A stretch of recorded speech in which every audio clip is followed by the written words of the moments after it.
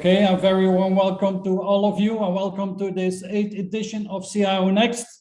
My name is Hendrik Deckers and it's my pleasure to welcome all of you to this flipped virtual international conference. We've got a super program prepared for you today, and we will have two panel discussions with the lovely group of top that we have with us here today.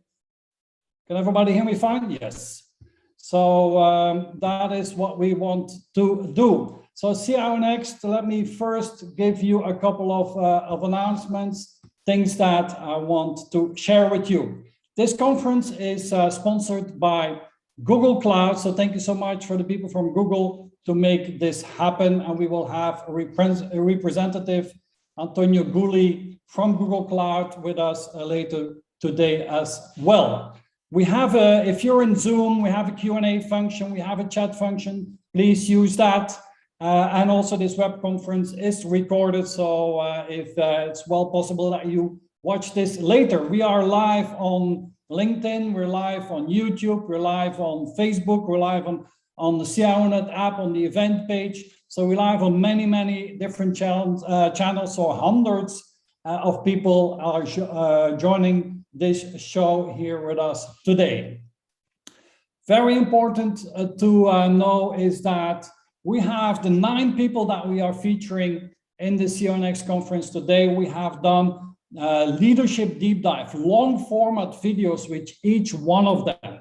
So if you go to CIONET.tv, you will find there a 1-hour interview with Cindy Hoots, with Thomas Manmarzel, with Javier Cabrerizo, and with Nick Puri. And also from the B2C side, we have Marina, Barbara, Sebastian, Koen, and Patrick. Their videos are on CIONET.tv as well. I highly recommend that you follow all of them, study them in detail, and they're also available in the podcast. So if you on your favorite podcast platform, you will find under CIONET all of these videos in podcast format as well. So we have been running CIONEXT conferences since the February of 2020. This is edition number 8, and we've got a next one coming on the 15th of December. Because the conference that we did in September, there we talked about European digital leaders in the finance and government sector. Today, we're going to talk about digital leadership in B2B and B2C. And so the 4 winners will join us on the 15th of December, and we will discuss with them then what are their 2022 plans. Where is their business strategy, their IT strategy going specifically next year? And 2022 is, of course, the year of the tiger. And we've got another CIONEXT coming up 19th of January, where we're going to talk about automation and how CIO and CFO are joining up forces for automation. And like I said, in the last CIONEXT and this CIONEXT, we are presenting you the finalists of the European Digital Leader of the Year program. Now, this is a program that we have been running for more than 10 years now, together with Niels van Stad from MIT CISR, who unfortunately could not be with us today. But we've been running this program in order to celebrate the success and the reputation of digital leaders. I mean, they play such an important role, an ever-increasing important role in organizations, and it's important that we show the world what is happening. And so these were the finalists that we celebrated back in September. And so you see the 11 finalists in finance and public sector, and we had Marco Moretti from A2A in Milan. He was the winner in the government, in the public sector category, and we had Melanie Kehr, who was the winner in the finance sector. So we're very excited to see and to announce later in this conference who are the winners in B2B and B2C, the 2 categories that we are covering today. And so with that all said, I have a couple of more announcements. So there's 4 different categories, 4 different winners that are voted by the jury. And a jury are the previous winners. So each of these finalists, they have created an overview of accomplishments. They have shared with us what they and their teams have achieved over the last year or so. And that these documents, together with the videos, have been shared with the jury, which are the previous winners, and the jury have voted in the 4 categories the winner. Now, of course, it's important that also the rest of the world, the public, the rest of the digital leaders and IT professionals can cast their vote. And that's why we're now announcing the public vote for the most inspirational European digital leader of the year 2022. So if you go to link.cionet.com/vote21, that is where each and every one of you can cast their votes for one of the 20 finalists that we have in this program. So that starts today. That will be running for the next 3-4 weeks, and then we will be announcing the winner of this public vote of the most inspirational European digital leader of the year on the 15th of September, so that in the end we have 5 different winners. Another announcement is that yesterday the Harvey Nash Group have announced their digital leadership reports. It's a yearly CIO survey that they do. It's world-class, it's very famous by now. And this year, this has been run in collaboration with CIONET and with MIT Scissor. And you can download that report as well. It's a very important report. So if you go to link.cionet.com/DLR, download report, cionet.com, link.cionet.com/DLR, then you can get your copy of that. And the last announcement, I want to do something that's coming out in December and January, is that we are working very, very hard to publish our very first edition of the CIONET cookbook. And this is a cookbook full of recipes for digital success. So some of the world-class digital leaders have shared so interesting insights on how they transform their organizations, how they transform their IT and digital organizations to provide success in their organization. And we're using the metaphor of a restaurant, a kitchen, and a chef. And so in our world, then that is the business, the IT department, and the CIO, the digital leader. So there's 3 chapters in this book where we talk about how is business reinventing itself, like how can you be the best restaurant, have a 5-star review on TripAdvisor or whatever. How can you organize your kitchen and create the best possible team in your kitchen? So how can you create the best possible IT organization? And then we talk about the chef, the master chef, the CIO, the digital leaders. How do they lead and transform their organization? So you can pre-order already. The ebook is going to come out in December. The physical copy is going to come out in January. Every CIONET member will get a free copy. If you're not a CIONET member, and if you qualify, then please join us first, and you will get your free copy as well. If you don't qualify, and that's fine as well. You can just order the book online on all the bookshops, online bookshops where this will be published. The CIONET members can go to cionet.com/cookbook, and you can already pre-order. Make sure that you're on the list of people that will receive their copy first. And this is a program that has also been sponsored by Red Hat and Intel. A very, very exciting hard work that has been done by the team here. Okay, so this is the agenda for today. We're going to go into the panel discussion in a moment. First, go to the B2B panel. Then we have a 5-minute break, so I can all fresh up, get some drinks or whatever. Then we go into the second panel, B2C. Antonio will join us 20 to 5, and 10 to 5 we will announce the winners in the 2 different categories. So that's the plan for today. And so with that, we are going to start with the finalists for B2B. So if Cindy, Tomasz, Javier, and Nick could please come online. And then we're going to start with Cindy in a moment, and we're going to first roll her trailer. so that you have a bit of an idea who Cinda and us, of course, AstraZeneca, what are they all about. So let's run that video now.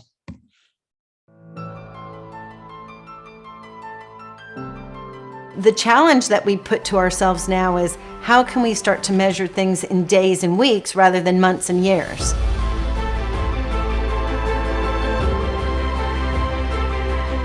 So I always talk about what does the I in a CIO mean, and early on it was the Chief Integration Officer. How do you bring systems together? We then see it evolve into the Chief Information Officer, and I would say now it needs to be the Chief Innovation Officer.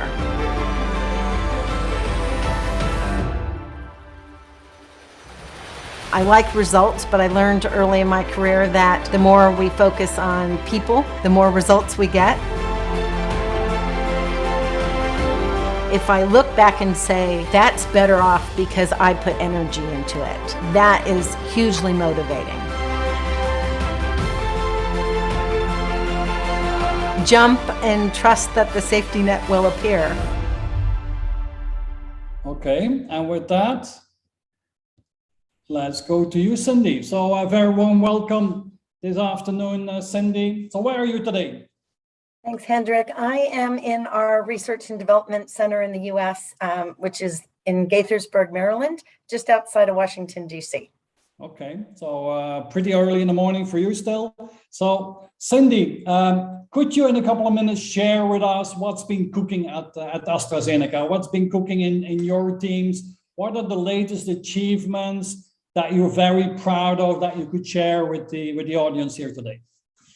Yeah, well, I think AstraZeneca really became a household name in the last, probably 18 months in terms of the pandemic and our work with the vaccine. And I think we're incredibly proud of, at this point, having, delivered $1.7 billion or 1.7 billion doses of the vaccine at no profit to countries around the world, and many of those in low and middle income countries. But as we think about what's next and some of the things that we are working on, not only has the vaccine business been really motivational for us and our teams and this ability to kind of help solve a world crisis, but we've seen tremendous progression in terms of our oncology business and dealing with patients with cancer. But most recently in July, we acquired a company called Alexion, which is part of a rare disease solution. And previous to this, I didn't know a lot about rare disease, but it's something that impacts, 400 million people around the world. 50% of those are children. There's 7,000 known rare disease or ultra rare diseases in the world.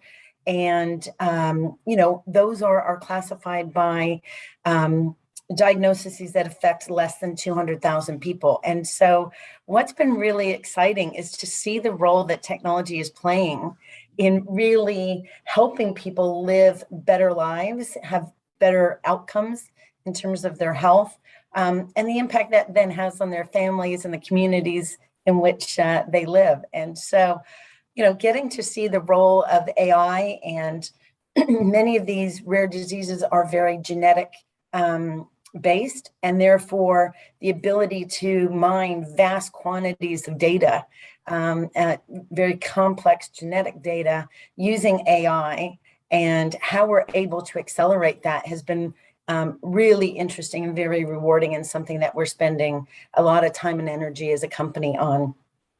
We're seeing really the role of technology, advancing all aspects of our work in terms of whether it's clinical trials and how we identify the right patients, how we help them through the entire process of, early diagnosis, understanding the treatment itself, and then post-care. And again, this role of technology throughout that is allowing us to reach far more people in a much more personalized way. And I think for everyone on this call, that is, the promise of digital is around how can we create one-on-one relationships. In our business previously, we dealt in populations, people with diabetes or heart disease. And, when we think of rare disease, or we think of things like cell therapy, it really comes down to a named individual. And you go from this, population to a person. And I think in so many of our industries, that is really the advantage that digital has really been able to give us. I mean, as a industry, the pharmaceutical industry would really like to see that we can use synthetic control arms rather than placebo. So how can we in silico model all of the different permeations and get to drug identification more quickly? And so we've been doing a lot of work in that space, and really proud of our R&D teams together with the R&D IT teams, and how they've been able to really advance drug discovery through the use of knowledge graphs, use of AI. And I think one of the things for us now is how do we then scale what we're learning through rare disease, through the work that we're doing in oncology, into other aspects of our business, and getting to the point that we can really target very specifically using machine learning, using AI, and how we can actually drive to these better patient outcomes. So it's been a really exciting time to be in technology globally. I think all of us as technologists have found that something that we've always loved, the passion that we've had for the role of technology, has exponentially come into the foreground. We're being asked to be thought leaders, not just responding to the requests that we've gotten from different parts of our business, but being invited to the table to really bring our expertise to solve some of the world's biggest problems. So really excited to be here with you today and be with the rest of the panel. Yeah, it sounds like you're very proud of the company that you work for nowadays, Cindy, and I'm very impressed. AstraZeneca, I'm working at a non-profit for not taking a profit on the 1.7 billion vaccines. That's really, really amazing, I think. Yeah? Okay, what I wanted to do is go to our second finalist here, and that's Tomasz Manmoisel. So I'm going to run the intro clip of Tomasz here. We're an automotive supplier. Our main product was sunroofs and convertible roofs. The other segment is parking heaters. So especially in the Nordics, in Germany, Russia, if you park your car outside, you can heat your car, and in the morning it has defrosted windows and you can just enter the car.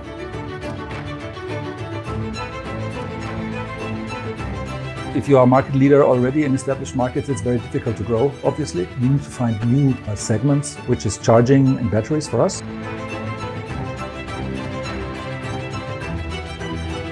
I want to break silos, and breaking silos means we are a team, and there's no I in team.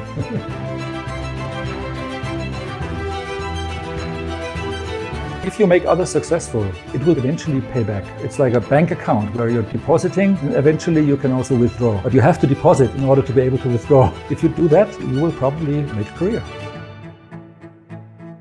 Okay, great introduction of Tomasz. Very warm welcome to you, Tomasz, as well. So where are you today, Tomasz? Hello, everybody. I'm at our office in Stockdorf, very close to Munich. And I'm glad to be here. And I've been going to school in DC, so I like to see these pictures from you, Cindy. It reminds me of my university time. Okay.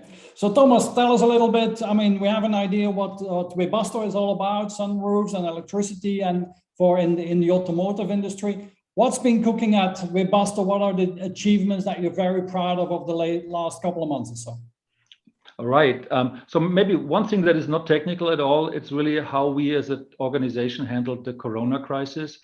We have been the first company in Germany, actually the first individuals, the first patient zero in Germany was with Webasto. And we just last month, we did a survey of our employees, of our 16,000 employees globally, including blue collar workers, everybody. And 87% said they felt well supported and safe at the workplace. And I think that's really one of the greatest achievements, to be honest, in these times. But so that's one point. The other one, that coming back to the business, is really that we have launched our first 2 plants to build batteries, one in Germany and one in Korea. And battery production is very, very difficult to normal sunroof production. It goes far beyond assembly. It's dangerous. It's difficult to handle. It's complex, and it's not done yet. I mean, but we're in the process, and the start is good. So that's one thing. IT-wise, I would say that one thing that I'm particularly proud of. There's many things, but one thing is that we have 35 manufacturing plants worldwide. And in the last years, really, we have worked on building a common technology stack. And this was really work on the shop floor, standardizing infrastructure, standardizing applications, and so on. And this is really work in the engine room, and really you do not really see results, basically. It's a lot of work where you don't see anything. But now I think finally the time has come to harvest some of this. And this is really, that's what we're doing at the moment as we speak. We are really connecting all these elements. You could say like from shop floor to top floor, because that's really what's happening. We really can go from the controller of a particular equipment where you are actually like have the equipment heartbeat, if you will, up to the enterprise level where we're comparing the performance of different plants. And we are increasingly making this connection seamless. And just to give you two examples, what the benefits are, what the applications are that we can actually do with that. One is on the shop floor level. All of you know process mining, I'm quite sure, right? From the business processes for procure to pay, etc., etc. We do something very similar now on the equipment level, that you say, I take a machine, a robot, or something like that, and I'm taking all the event logs from the controller actually, so I can pretty much monitor what's happened, what did happen, what may go wrong in the future, and especially do I have hidden capacity somewhere? Especially when we are having about roughly 100 product launches per year, where you are establishing a new production line. In the beginning, these lines are not fully balanced. You know, they work, of course, but they're not fully balanced. They're supposed to work in a takt, we call. Now, with these things, with these tools, we can very quickly find out where do we have micro stoppages, very short stoppages, not downtimes, but stoppages or delays of seconds. And with this, we are able to reduce the time to balance a production line to go from several months to weeks. So that's one example, on very, very much on the shop floor. The other example is in these 35 plants that we have about some equipment that is very similar all over the world, so-called PU cells, where we are encapsulating a glass panel. And these 200 pieces of equipment are more or less similar technically, but they have a very different performance. Now with big data, you can actually compare, and we have a so-called golden tool, which is the golden equipment. We say, why is this different? How does that differ from the 199 others?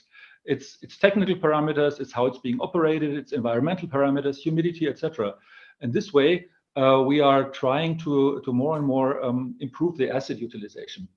So those are two examples, and we believe that only through using data, really, we believe that we can increase the utilization of our equipment by roughly 5% per year. So that's one thing. What I wanted to point out really is, and that's really what it's really at my heart, is not so much what we create, because this is done in many companies, but really how it's being done. And this is why I chose this break the silo as my personal mantra. Really, it's really we say let's stop the bullshit with IT versus business. We have to stop that, and instead I don't like these terms anymore, IT and the business. I think it's crap, really, to be honest. And I think we have to tear down these walls. We should not integrate applications, but we should integrate organizations. And that's what we're working on, and it's never done, really. I mean, as soon as you think you made it, you find a new case that you have to work on. But that's basically it, yeah. And that's what I'm really proud of, and already want to thank my team for taking all that pain to do that. Okay, super. So thank you for sharing that, Tomasz, and we'll hear you back when we start the panel in a moment. So let's go to Javier now, and let's roll the video. Prosegur is a private security company. We are operating in 26 countries. Basically focus on two things: the operating model and the innovation model. software, particularly software, is becoming a more important component of almost every product. Technology is becoming a key part of strategy. You cannot control the things that happen to you, but you do control the way you react to them. I always say that leadership is something that people give to you. It's built on trust. I think there is no better managerial talent in our era than moving and transforming organizations. Don't go half-heartedly into it. That doesn't work. Okay, and welcome Javier to this panel here today. So where are you today, Javier? Hello, Hendrik and everyone. I'm in Madrid, in our headquarters in Madrid, Spain today. Okay, the beautiful city of Madrid. We all envy you, Javier. Next time we need to run this event in Madrid, Hendrik. What's happening at Prosegur and what's happening with you personally? You changed role, you've taken on new responsibilities. So tell us a little bit more about that, maybe. Yes. Well, yeah, I changed roles. I moved from a COO position to being the managing director of the group, which I'm very proud of. And what's happening right now in the group is, so Prosegur basically provides services, security services to companies, organizations, and we have a big alarms activity for households. We run cybersecurity, we protect and store cash for our customers. So it's essentially a security activity. Many of our activities are critical for operations of our customers. And in many countries, it is considered a critical infrastructure. And as you heard in the video, we are today in 26 countries. So one of the things I want to say before I get into some of the details is that we've been so proud of the way we reacted to the coronavirus crisis, because like I said, you want to maintain some of these critical operations because it's really critical for many countries and many of our customers' operations. So we're very proud of that, and we learn a lot from that. We learned that this crisis can really hit you very in a sudden, and you need to have an organization and an operation that can react to very, very quickly. And in terms of the projects that we are doing right now, there are a lot of things going on, but I want to focus on two. As you saw in the video, I focus on two things: how we run the company, that's the operating model; how we grow the company, that's the innovation model. On the operating model, the most important thing that we're doing is our project Go. That's how we call it. We are totally redefining our operating model with a big revamp and modernization of the tech platform and the standard processes that we run with. This is kind of traditional IT, but you cannot imagine how important this is if you want to have a solid, good performing, scalable, flexible, agile company. And for us and for the type of company we want to be in the next 20 years, this is just massive. And we measure how this change impacts the business essentially in three things. We measure economic impact. The most important metric for us there is working capital, and how can we improve our own working capital. Every point that we improve in our DSO or working capital is worth tens of millions of euros. So it really, really is something very important for us. And then we measure time in execution of projects. As I think it was Cindy that was mentioning before. We want to measure things in days or hours. Onboarding of new customers, closing the books and getting your results. Those are things that we want to accelerate as much as we possibly can and get as close to real time as possible. And then quality of everything that we do. And those three dimensions, efficiency and working capital, quality and time, are the most important metrics. And we're seeing good progress on all of those. So that's kind of our improvement in the operating model. On the innovation front, there's a lot of action in IoT and AI and machine learning, particularly computer vision. And what we're doing is combining our business scale and our business know-how on the services that we provide with the technology skill that we are developing and acquiring so that you can provide better service to your customers. So I'll give you a couple of examples. So before, you would have people on the ground, security guards or security operators remotely monitoring and staring at screens and looking at if things are happening, to detect when there's a security event in a retailer or a bank or an airport or whatever. Today, you can combine those people capabilities with a lot of pre-processing that's done by computers using AI, especially computer vision, like I said, and IoT. So the technology that we're building, that we're deploying, allows you to integrate data feed coming from IoT sensors and devices, but also the video feeds that are coming from our security cameras. And then you add your computer vision, analytics, IoT, and that's how you improve your services. So that includes things like access controls and sensor presence and geolocation and asset tracking and temperature tracking. A lot of these things combined with video analytics, that gives you a very good understanding of what's happening to the people and the assets that we are protecting, and really enhances the capability of our guards. And that's super exciting, because that's where you combine your know-how of the industry, your leadership in the industry that you have developed and accumulated for the years, with the new capabilities that technology provides and enhances your ability to do. And we're doing this today for many, many customers, in protecting data centers, protecting the agricultural world and the harvest from vandalism or robbery, in retail, protecting retail stores and assets, and hospitals, protecting assets in hospitals, fire detection. So there's a lot of spaces and a lot of activities where we're doing this. And this is something that we're very proud of, how we're combining our industrial know-how with the technology capabilities. Okay, thank you, Javier, so much for sharing. Also, it's quite impressive to see how I would say a traditional business, security business, is innovating so much. Let's go to our fourth panelist here in this group, and let's run the video of Nick Puri.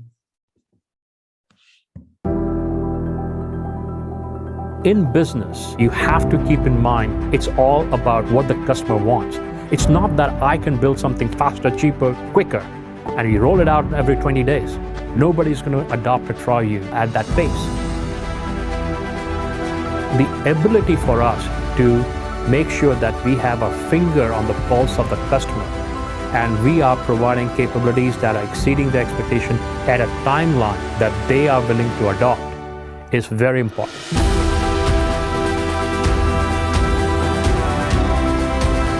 We never take success for granted. We are always looking out on a left shoulder, right shoulder to figure out where the next opportunity is, but also where the disruption can come from. And my job is to plan ahead of that. At the end of the day, when you put your head on the pillow, that you go down and say, that was a good day because I lived up to my values.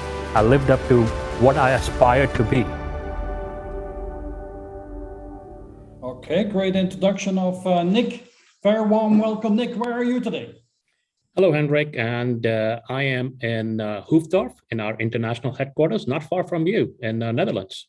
Okay, and Nick, what has been what have you been working on in FedEx over the last couple of months and year that you're very, very proud of and that you want to share with us here today?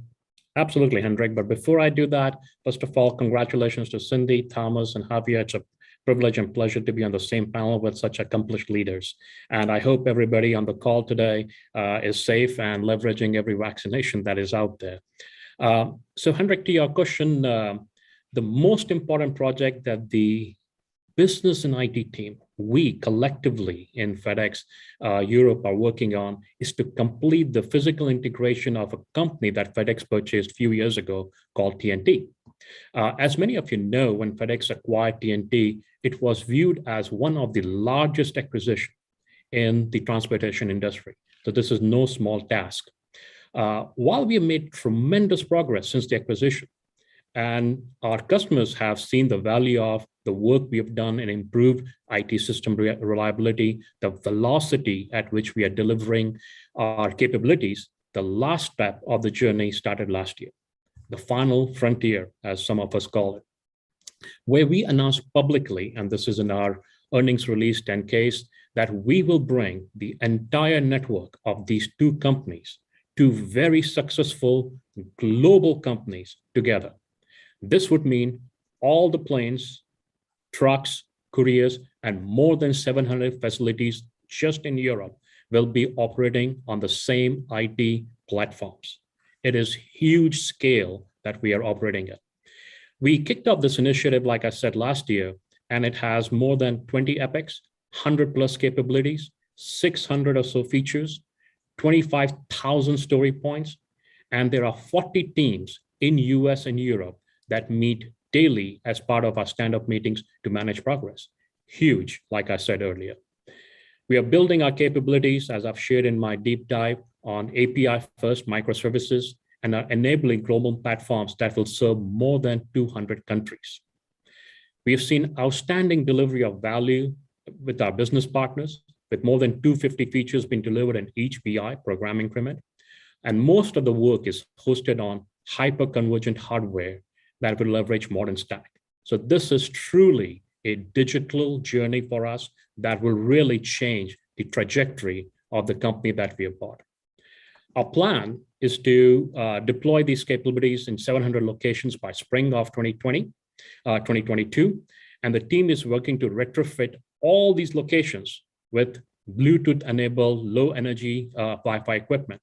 This is so that we can now leapfrog into IoT capabilities as well. So not only are we transforming Europe to be modern digital, but we will start enabling IoT businesses all around on a global scale, starting very soon. Obviously, I feel very proud of the work that we have done, and we have worked on a very federated manner as a global team, with more than half of the work being done in the US and other half of the work being done here in Europe by team members all around Europe.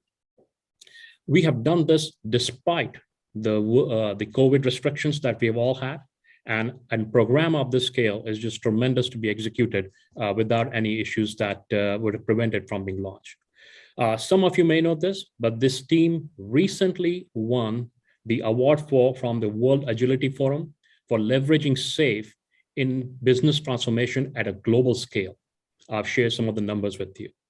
We expect this project to be completed in the next few months, and we do expect that our customers will be able to realize the value of FedEx brand, FedEx talent, and FedEx global footprint in the very near future. Like I said a couple of times already, very proud of the work that is going on all around the world, and that's keeping us pretty busy. Thank you for sharing that, Hendrik. And so let's open up the discussion. So I think we have a very, very good view of the 4 panelists, top digital leaders that we have with us here today and what they have accomplished. But let's talk about a very, very important topic that is on the agenda, I think, of politics of every citizen and every global organization, and that is sustainability. I mean, we've got COP26 going on and so on. Global warming, sustainability of the planet is top priority, I think, for all of us. And I think we've seen a mind shift in the last 6-12 months, and the pandemic has certainly helped with that the awareness and seeing the importance of this, I think is now a universal, almost, I would say. So let's talk about, in the 4 organizations that we have here, what is it that your organizations are doing to become more carbon neutral, to become more sustainable? And how is it that IT and digital is helping in that? And I'm just going to open the floor here and we'll let one of you respond to that first question. If you want, I can get started. Sure. All right. As some of you may know, FedEx was one of the very first transportation company to set a sustainability goal. We announced this a few months ago. We announced our aim to be carbon neutral by 2040, which is full 10 years before the Green Deal goes into effect. Many of you know we operate more than 600 planes, more than 20,000 trucks. And this is a huge, huge goal for us. And this is absolutely be driven all across the enterprise. Our plans are that by 2025, 50% of all FedEx Express global pickup and delivery vehicle purchases will be electric, raising it to 100% of all purchases by 2030. These states are, like I said earlier, a decade or two ahead of the Green Deal and the global agreement. We are also very proud to establish the Yale Center for Natural Carbon Capture in US to accelerate research into methods of carbon sequestration at scale. These findings from this investment will not just benefit FedEx, but other companies, industries, governments all around the world. You asked a very important question as to what is it that what role can IT play to enable the strategy? That's the key question for all our CIOs. While a lot of focus is going on managing the assets through electrification and hydrogen-based fuel, we within IT have provided tools to our business partners. One such tool is called route optimization. The less trucks you drive, the more efficient and optimized route the plane takes, the less carbon footprint we all leave on this planet. That is one of the key projects that we are working on. Directly, so that is an indirect impact to our business where we are helping contribute to optimizing our carbon footprint. Within IT, we have made very strategic decisions that we will only partner with other companies that share this value of being carbon neutral with us. For example, we are collaborating with a company in UK in Liria that has led the way in many years, winning the Green Enterprise IT Award in 2010. Our data center is voted as won the Green Award more than 10 years ago, even when the deal was being thought about. That is the sort of companies we are partnering with. We just opened a new data center in Dublin where 100% electricity in the data center is provided through renewable energy source. That is here in Europe. And these are sort of the partnership we are building. Okay. The final thing I will say, Hendrik, is that we are publishing and enabling our businesses through data-driven decision-making by providing visibility to them as to where is the carbon footprint coming from. Simple things like creating a carbon report, a CO2 report by country, by business processes, by business unit, so that they can start tweaking their business processes. When I saw my own report, I was excited to say, I'm going to start making sure that all our endpoints go to sleep when they are not being used for more than 5 minutes. That reduces carbon footprint all across the world. So small things like that and important things of data centers and enabling the business is the overall sustainability strategy here in Europe for us. Okay, super. So if I may, Hendrik, a couple of things from our side. I think the way we as companies manage these needs to start from the very top. I believe you want to look at your governance and how your governance models are actually embracing your sustainability strategy, your responsibility strategy, and combine that with your profitability strategy. And from our side, in 2020, we approved the modification of the corporate governance system so that the board of directors is actually monitoring our progress in all these fronts on a regular basis. So it's now finally responsible for and formalizing our commitment to environment, sustainability, and the UN's Sustainability Development Goals. As a result of that, and we changed, like I said, the governance code for that. So as a result of that, there are many things that happen. One of the things that we're proud of is that we recently received the G++ maximum mark in corporate governance for responsibility, profitability, and sustainability.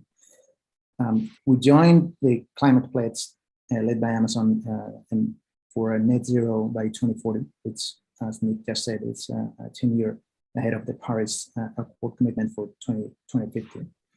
And then from a pure IT, we are doing a very determined effort to evolve our fleet of trucks and move into hybrid and electric that we're started deploying in Spain and Germany, reducing 25% CO2 emissions and running on 22% less gas consumption. And then from a pure IT perspective, I think there are a couple of things that all of us need to think and look at.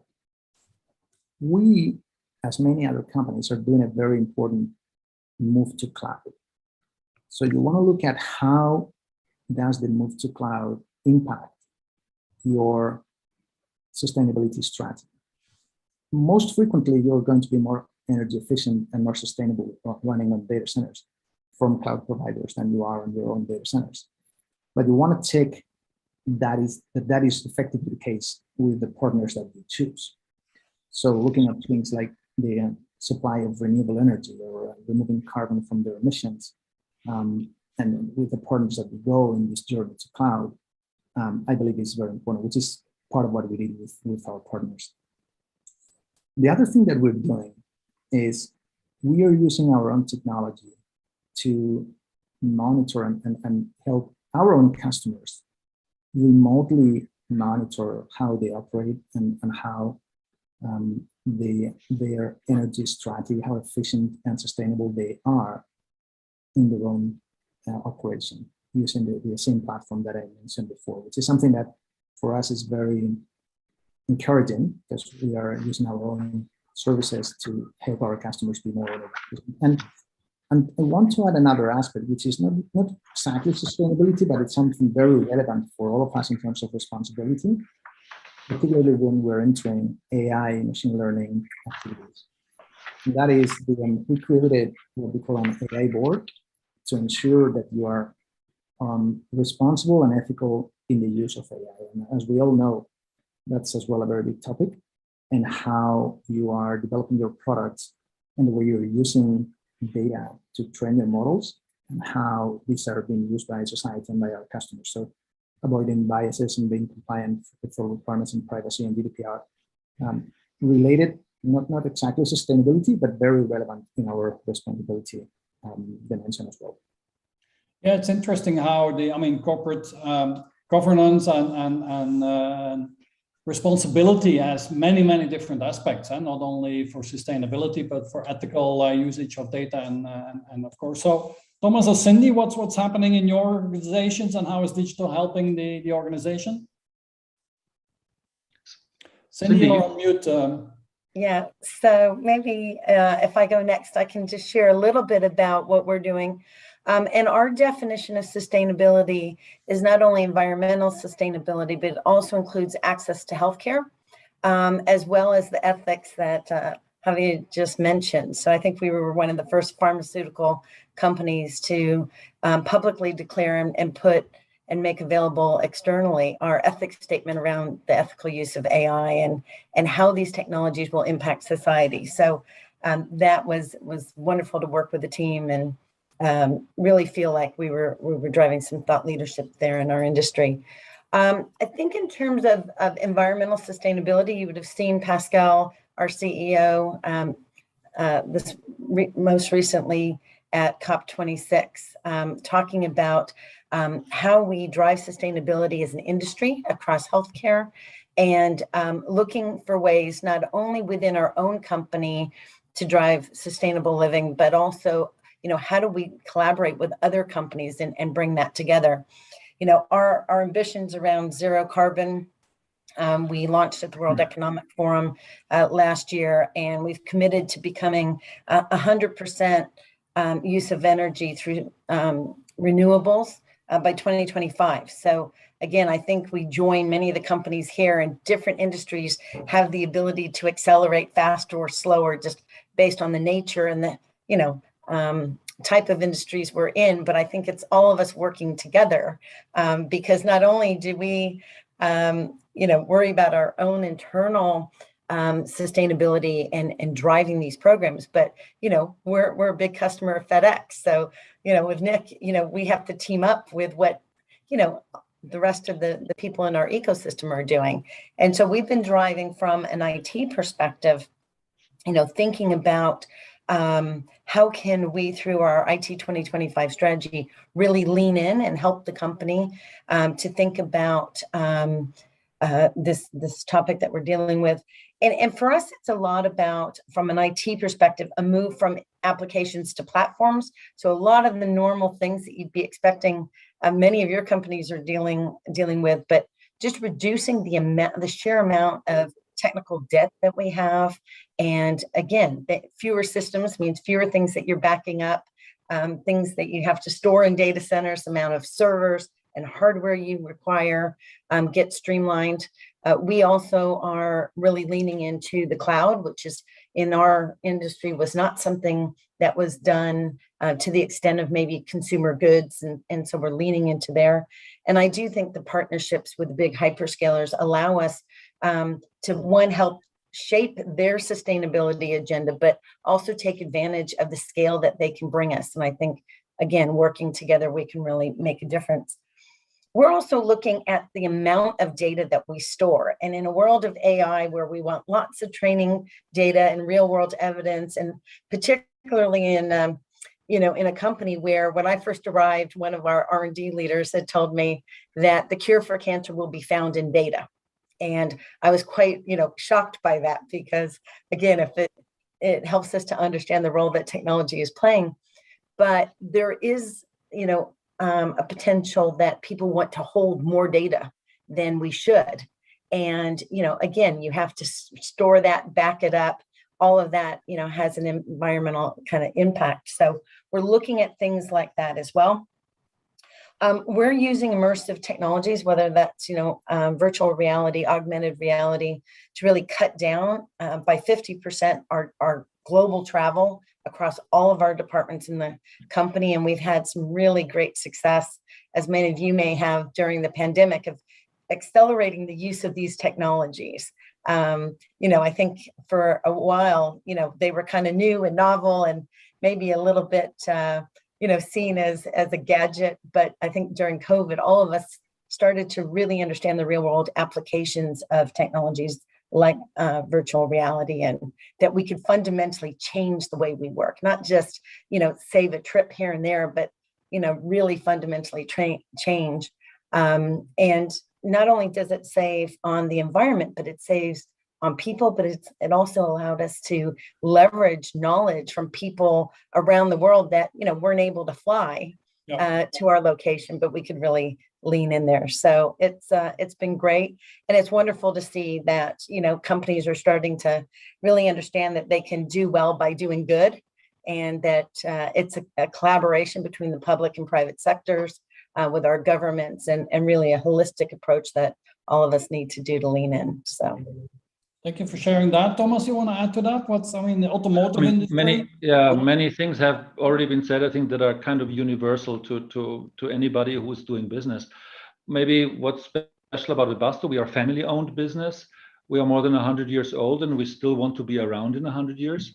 And we want our kids and children and grandchildren to work and to live in an environment that is pleasant to live in. We have a program running that is basically pretty holistic, I would say. So it's not only about carbon footprint; it includes society as a main pillar, and it includes employees as another one. And of course, climate is one of the major pillars in it. But now, being a producer of batteries, of course, you have to think about. Now we are selling batteries, but battery has a lifetime of, depends, 4, 7, 8 years. Now there will come a huge wave of batteries that have to be recycled or repaired or refurbished. So that's, on the one hand, an environmental threat. On the other hand, it can be a huge business model if you do it right. So it's really both. And think of having batteries that can only be charged to 60%. So they may not be suitable for a car, but they may be suitable for a power wall at home. Use your solar roof, charge your refurbished batteries, and then you become more and more independent energy provider for yourself. So that's just some thoughts that we have. Circular economy is another one. Maybe what's special about Webasto and where IT can help. We are actually, we have a revenue of roughly 3.5 billion euro, and we have a purchasing volume of about 2 billion euro. So our own value add is comparatively low. But we are, of course, purchasing a lot of materials. Now, what's the sustainability factor? And sustainability includes also things like fair labor. It's not only carbon footprint. It's other aspects. So what's besides technical features and economic aspects like price and cost and so on? What's the carbon footprint of piece of material that you buy, not only first tier, second tier, third tier. And there, I think IT can help a lot by building, using tools, using also publicly available information, and saying, giving us what's the sustainability index of a particular product, including all the aspects that we're talking about, including fair labor, including transportation costs, including material. That's one thing. The other one is, and I think that's also something typical for a German company, I would guess we have one of the most tightest data protection laws in the world. We think not everything that you can do does mean that you should do it. Especially now, I'm totally excited about process mining, about things that you can, about information that you can actually create, about insights that you can create. And I think we have to be careful and responsible doing with that, because at the end of the day, we are going to deal with people, and we have to do this in a responsible way. And responsibility with a long-term view is one of our core values. One of our 4 core values that we're having. And I believe that IT is just, as I'm always saying, it's just an integral part of it. Other than that, we have a lot of outsourced data centers. We have a lot of cloud already. So for us, it's getting more and more important to say, if I have a RFQ, this exposure of where is my provider, what's the carbon footprint, how sustainable is is that provider, will be a feature just like any other, and maybe not even just like any other, maybe it becomes more and more important. So that's what we are shooting for primarily, and I think it's a journey that will not end, really.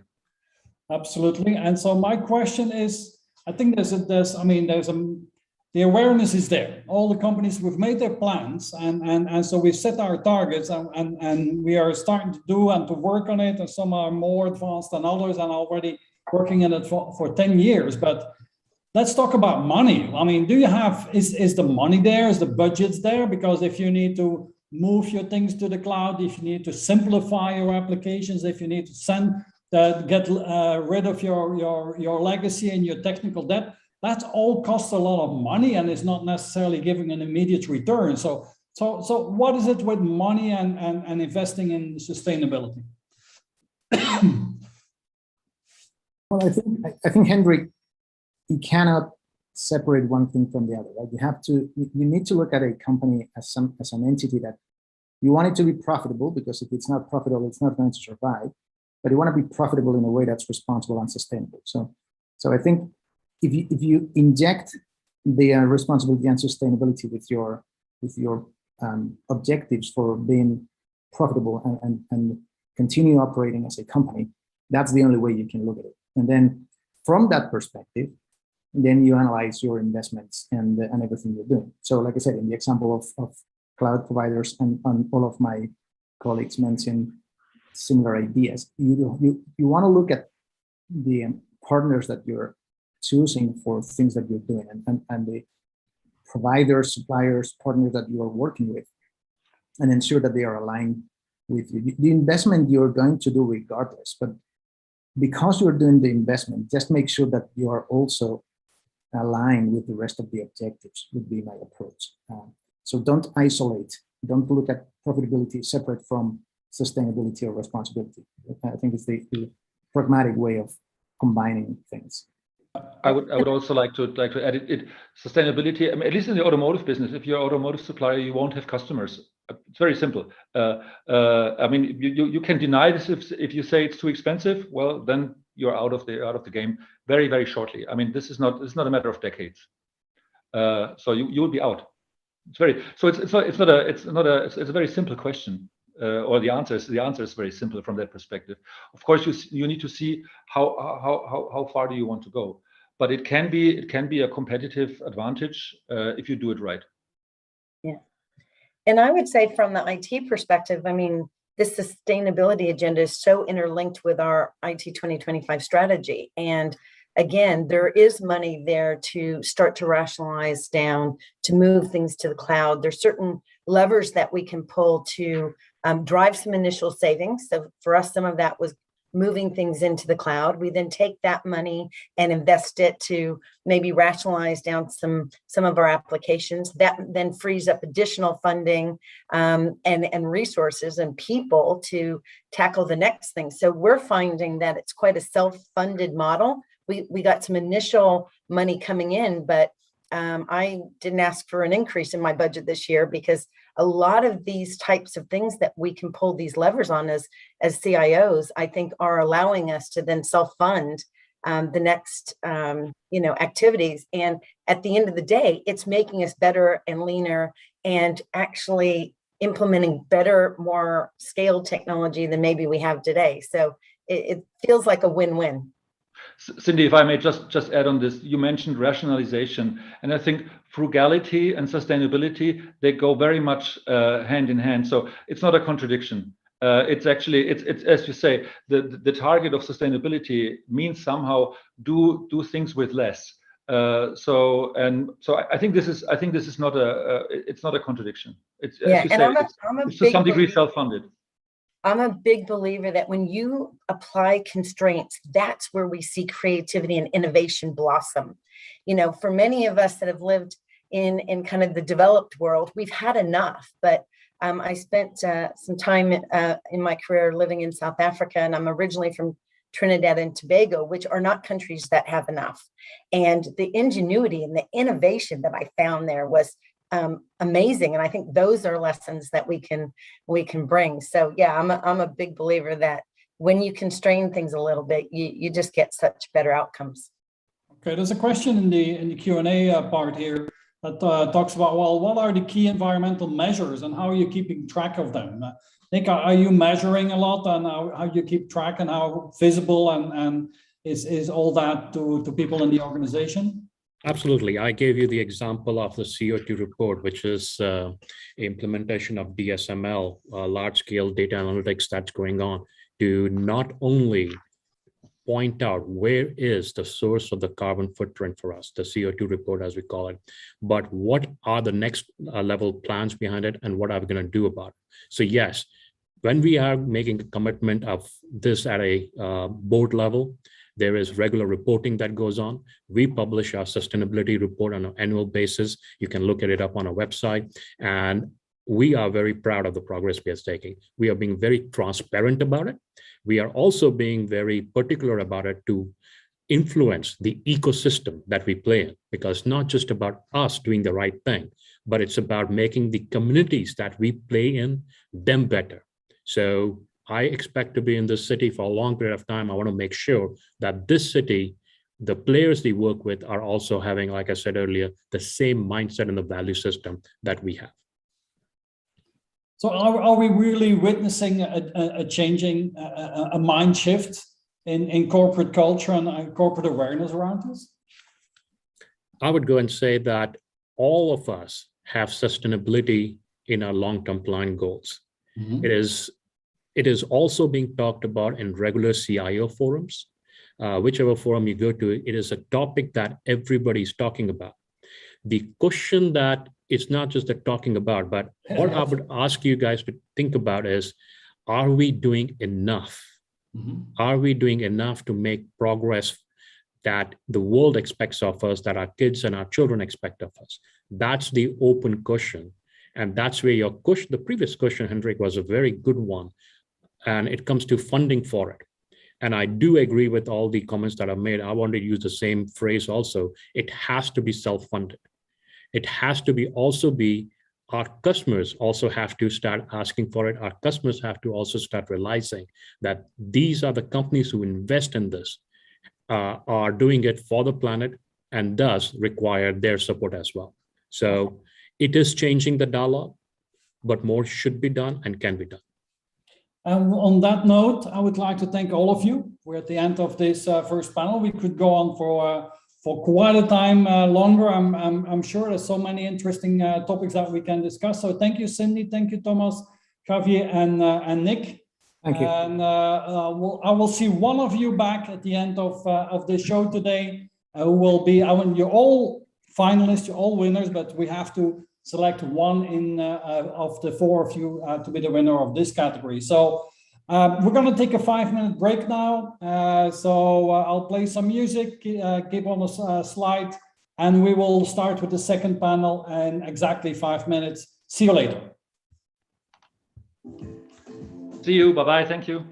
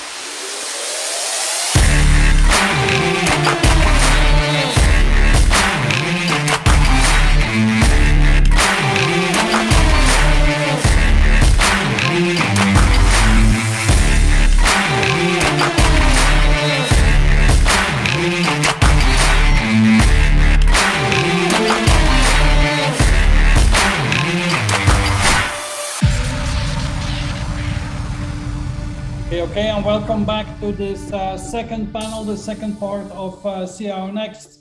So I'm asking Marina, Barbara, Sebastian Kuhn, and Patrick to switch on their video. So welcome all of you to this second part.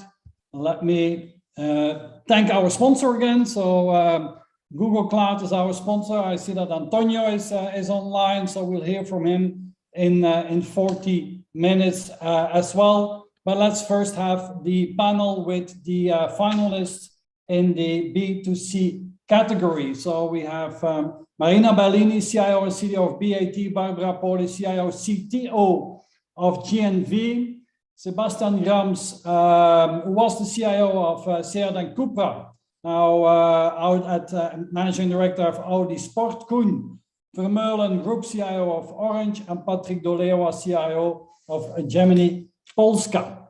So a very warm welcome, all of you. And again, I would like to start with the first finalist. Marina, we're gonna run your video, so as a general introduction, and then we'll have a chat with you first. Here we go.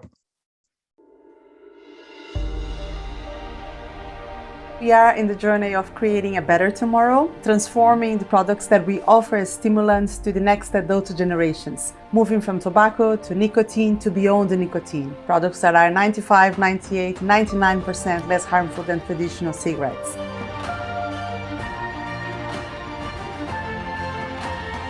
I don't love technology, I love what we can do with technology. Sometimes an old piece of technology can do wonders, sometimes a new piece of technology can do nothing, and I think that's what people have to have in mind. I get happy by seeing other people happy, and I think if everybody has this value of taking care of each other, we just make this world a better world.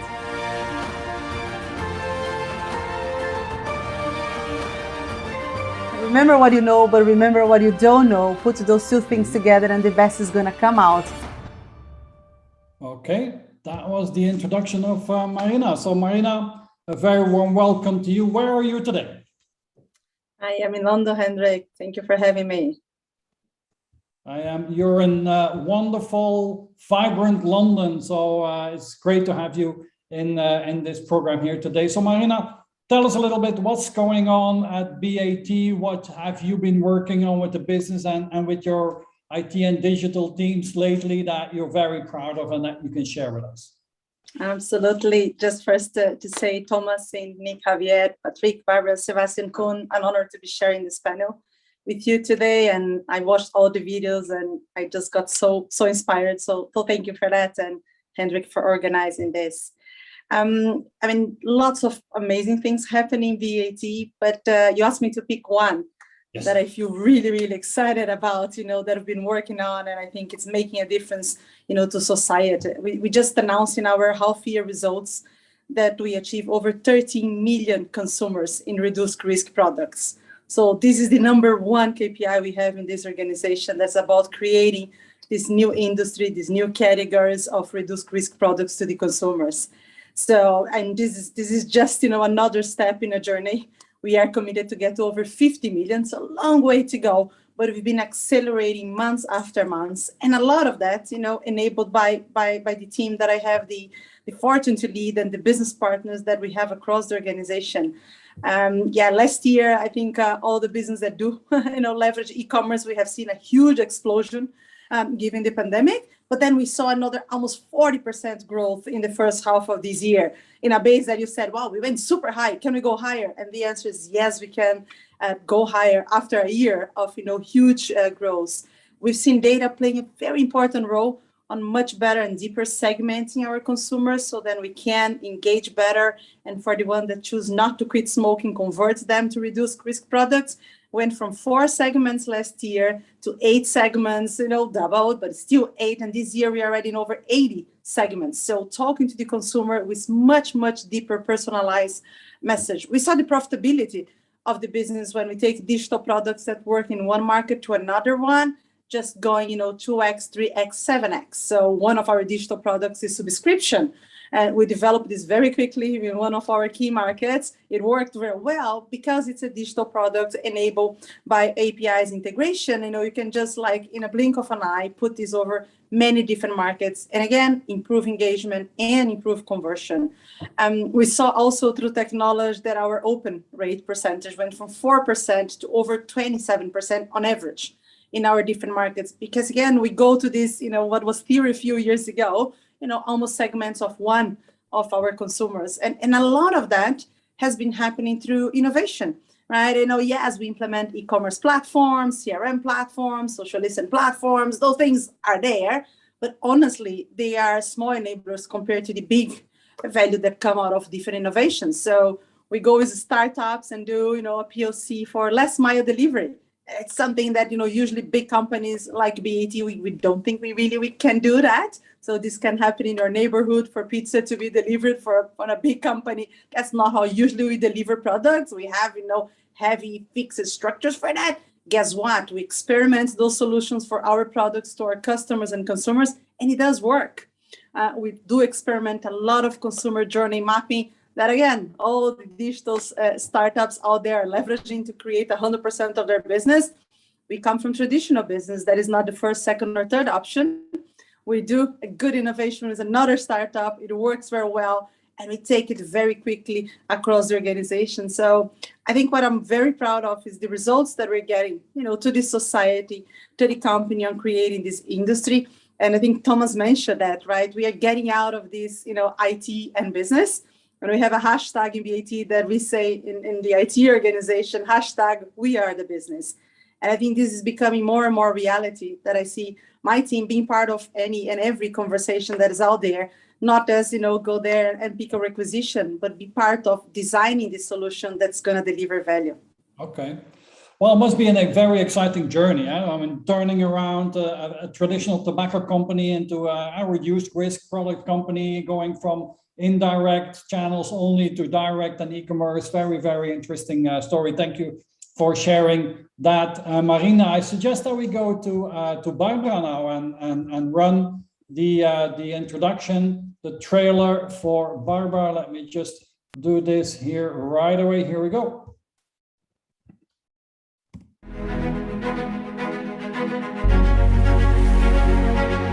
Who is GMV? It's one of the leading company in the Mediterranean area for the transportation of freight and passengers. We transport more than 1.5 million of passengers every year.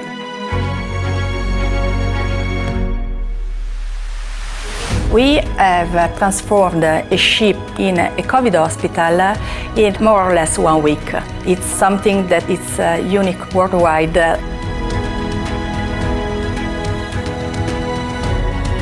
I like to define me like a person that like to change the status quo.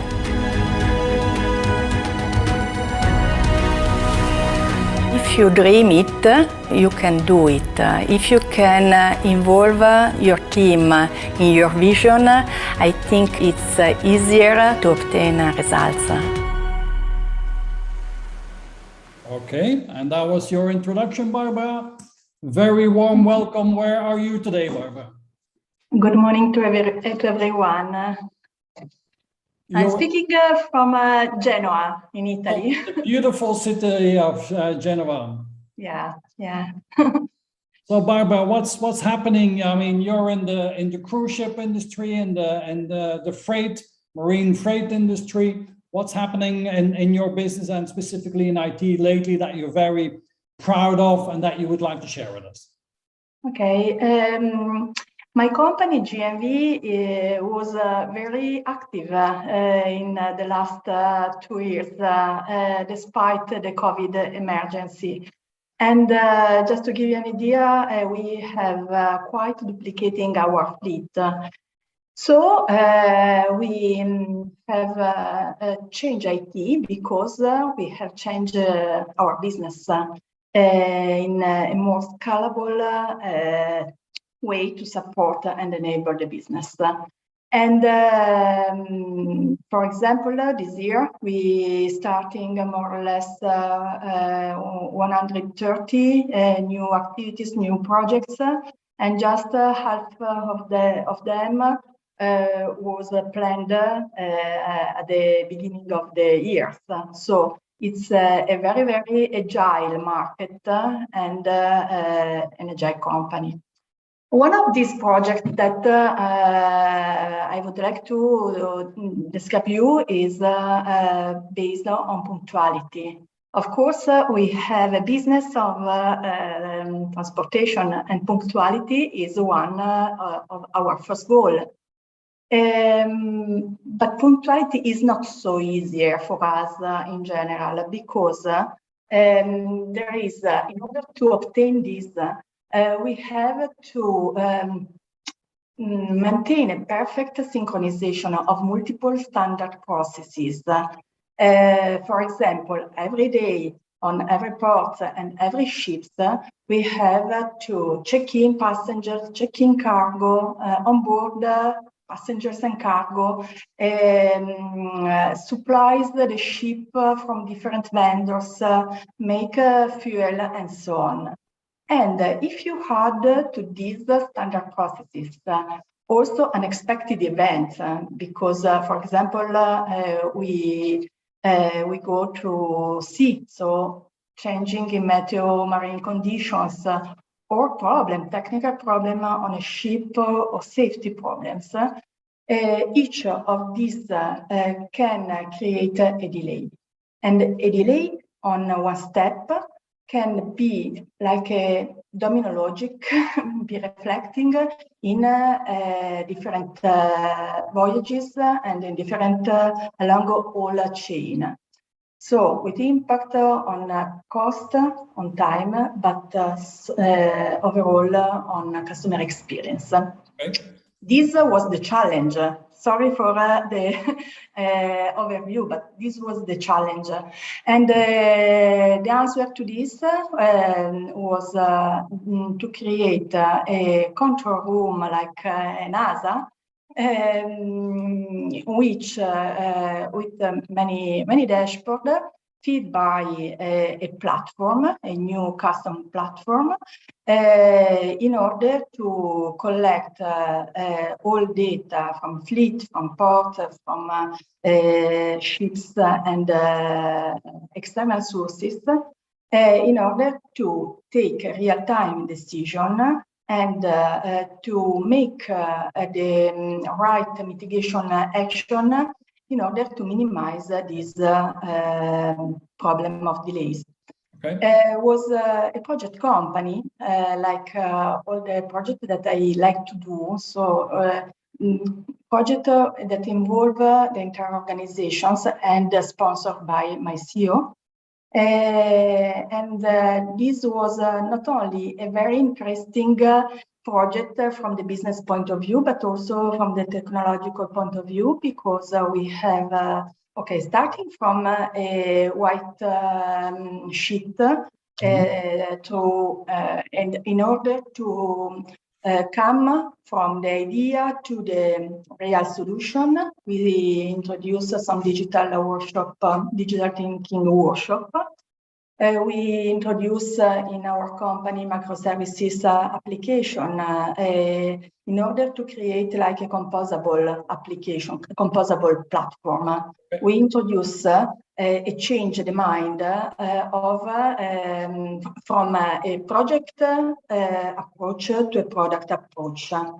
The control tower not will finish, will continue to grow. And the first goal will be, of course, punctuality. But then we will insert, for example, KPI on CO2 emissions and energy efficiency and cost monitoring, customer satisfaction monitoring. So it's a long-term product that will evolve with agile approach and the new technology approach that can support us in this continuous improvement plan. Okay. Just to give you Barbara? Sorry? Yeah, we need to wrap up. I need to manage the time. So okay, sorry, I'm finished. I know you're very enthusiastic and you have many projects and things to share. So, but I need to manage that everybody can that we can fit everybody in this. So thank you for sharing that. And we will go to Sebastian now. So let me run the video of Sebastian. Here we go.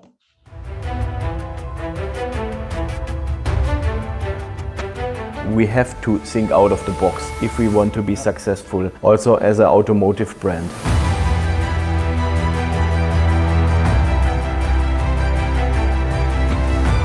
I'm not a fan of micromanagement. People which are in responsible functions in all levels, they have to take the decisions, and you need to enable them to take the right decisions because they are the experts.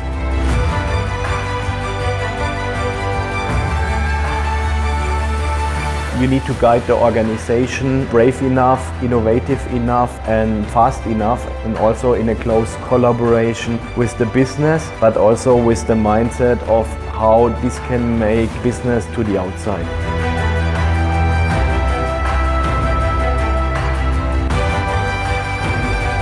At the end of the day, I'm happy if we have success as a team. And that was the introduction for Sebastian. So last time we spoke, Sebastian, you were still in Barcelona, but you were about to move to back to Germany, I understand. So where are you today? That's correct, Hendrik. So nice to see you all, guys. Still with the heart in Barcelona, but physically I'm in Neckarsulm today, so which is the headquarters of Audi Sport in Germany. Mm-hmm. And so tell us a little bit what's going on. I mean, you have changed, and you worked at SEAT and Cupra before, and you've done great things. Now you work at Audi Sport. Give us a little bit of an update of what's happening. Yeah, happy to do so. So first of all, let me also say that I'm really happy to share this group of candidates which are nominated. Really happy to be part of the great group, and I wish to meet all of you guys physically after the pandemic, if it allows so. So from my point of view, what have changed? Yes, from 1st March on this year, I'm back in Germany, let's say so, being the managing director of Audi Sport. So to say, I'm now combining the hardware and the software topics, which is a great adventure. But today I don't want to talk about Audi Sport because I think the nomination came out of SEAT and Cupra, and this is more important to talk about that. Because for me, looking back, the greatest achievement, I have to say, in the last year, and this is something you have asked me, is definitely the creation of SEAT Code. And I have to say, I'm still really proud of that project, because it was part of the new IT strategy. Beginning of 2019, we have started to implement the new IT strategy, and one of our core requirements and our core targets was to bring the organization more back to technology. And I think this is not only focused on the IT sector, this is focused in all the automotive sector, how we can come back to the technology, understand the technology, make the right vision for the technology, and finally develop the right solutions by our own people. And this is exactly what we have done in SEAT IT. We have implemented the strategy, and one part of the goal was to be more technical in different kind of roles, from a cybersecurity specialist over a data center guy who can maintain all these topics in-house, and finally also people which are building software. And for that reason, we have created SEAT Code. Just to let you know, CODE is the shorten for Center of Digital Excellence, because we said in SEAT and Cupra, and I'm really proud that we have this kind of support from the whole SEAT board, that we were able to come back to these topics and really to create people which are able to understand software and to build software. And after 2020, and 2020 was the first full business year of SEAT Code with more than 100 people working on software products. Now it's time to go a step further and really roll out the strategy, continue that, grow the company, and earn money with pure software products. And I think this is quite unique in the automotive industry, because normally we are focusing very strong on the development of automotive products, of cars, and later on selling that products. But we have decided we need something more besides of the car. software products, which are also generating revenue for our company.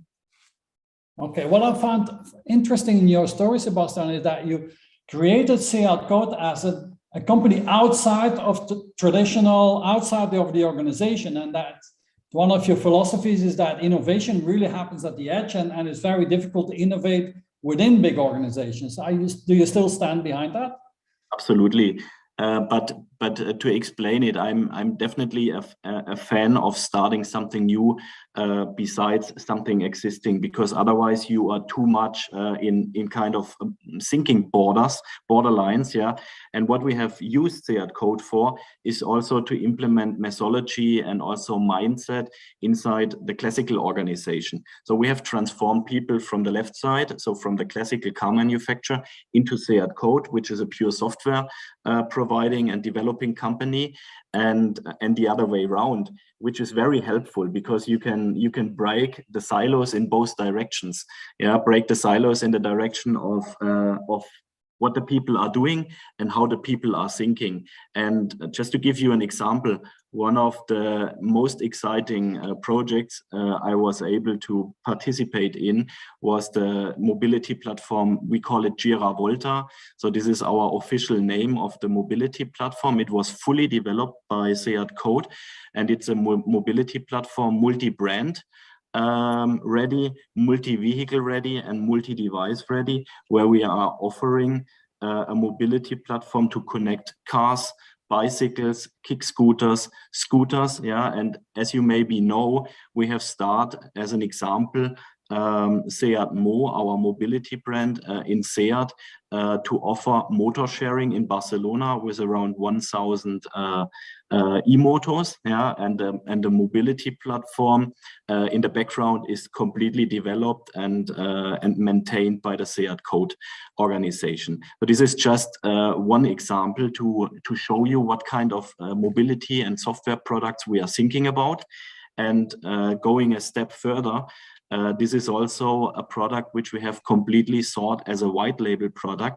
So finally, if there is SEAT Mo on top as a logo, or if there is something other on top, and I can tell you we have now also it running in the Volkswagen Group, in other production plants. We have sold it to some city councils outside of SEAT. We have sold it to other providers, and there are running many different mobility products on this platform. Yeah. Very interesting, especially also I will come back to that later in the discussion on mobility and sustainability, and go hand in hand, are very, very important in all different levels of mobility. Let's go to Koen Vermeulen, our Group CIO of Orange, and let's run the video of Koen as an introduction. Here we go. I think by definition, innovation these days is open. I think the time where you could control this combination of technologies, combination of possibilities, that's gone. A lot of industries don't stay within their niche. If you see Google developing cars, I bet that 20 years ago, BMW or Mercedes wasn't benchmarking against search engine. I think the drive for change and the drive for transformation obviously comes from the sector itself, which is highly competitive, but also from abroad. We have over 500 different collaborations with startups in over 18 countries, I think. Here on the campus, we have a 5G incubation lab where people can start testing innovations with 5G technology. What can it bring? What could I do with it? What is important is having openly communicated visions. Everybody in the management team should be able to tell the whole story, and every manager should be able to tell the whole story, even if it's not in their domain of responsibility. And that was the intro for Koen. Koen, I imagine that you are in Paris today, is that correct? That's absolutely correct, Hendrik. It's even sunny in Paris today, so it's even more improbable. So a very warm welcome, Koen, and I have good memories that we met. Your interview was one of the very few that we could do face-to-face. All the rest of the leadership deep dives we had to do remote, of course, so it was good to see you a couple of months just before the summer in Paris. So you lead a huge organization? I mean, Orange is a huge group, and IT and digital is, what is it, 20,000 people or so. So tell us, give us an examples, a couple of pearls inside what's all happening there. What's happening at Orange? What are you most excited about today? So I'm going to speak for the next 2 hours. So, so it's a very hard question, Hendrik. And I think it's hard because of two reasons, but I'll answer your question. First of all, we invest, and we do a lot of things in IT and in service platforms, and we invest about 1.7 billion a year globally. So there are a lot of projects, and picking out just one of them is probably not fair to the hundreds and thousands of others. And secondly, I don't like big projects. I like big visions. I like big ambitions. But also what I like is fast incremental implementation of these visions. In our world, a year is an eternity. And the key thing is, how do you test these hypotheses, which basically that's what a project description is a hypothesis of what you want to achieve. How do you test this fast to reality? And I think projects that don't deliver tangible and testable results and value within a time frame of, let's say, about 3 months, I don't think they should exist anymore, in my opinion, given the ever-growing uncertainty in the world and the speed of execution and the speed of evolution and of technology. I think projects that are entering into a tunnel view are not supposed to survive and will probably not be successful.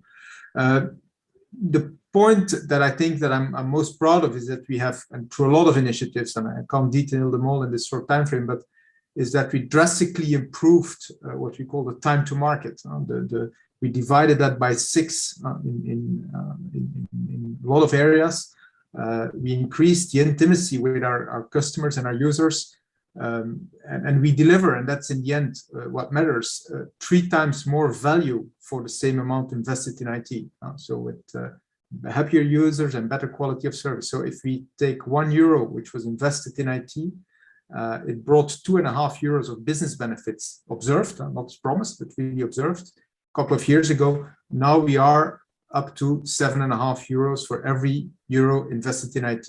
And this is thanks to a lot of different transformations, and some of my colleagues on the call gave some examples of similar things also we did. It's about reskilling people, introducing agility with the business, creating captives abroad, working on the cloud. So it's a long journey. It's not finished, and not all regions are in the same area, but the transformation goes on, so it's not finished. But that, I think, is a key thing and a key strategic thing.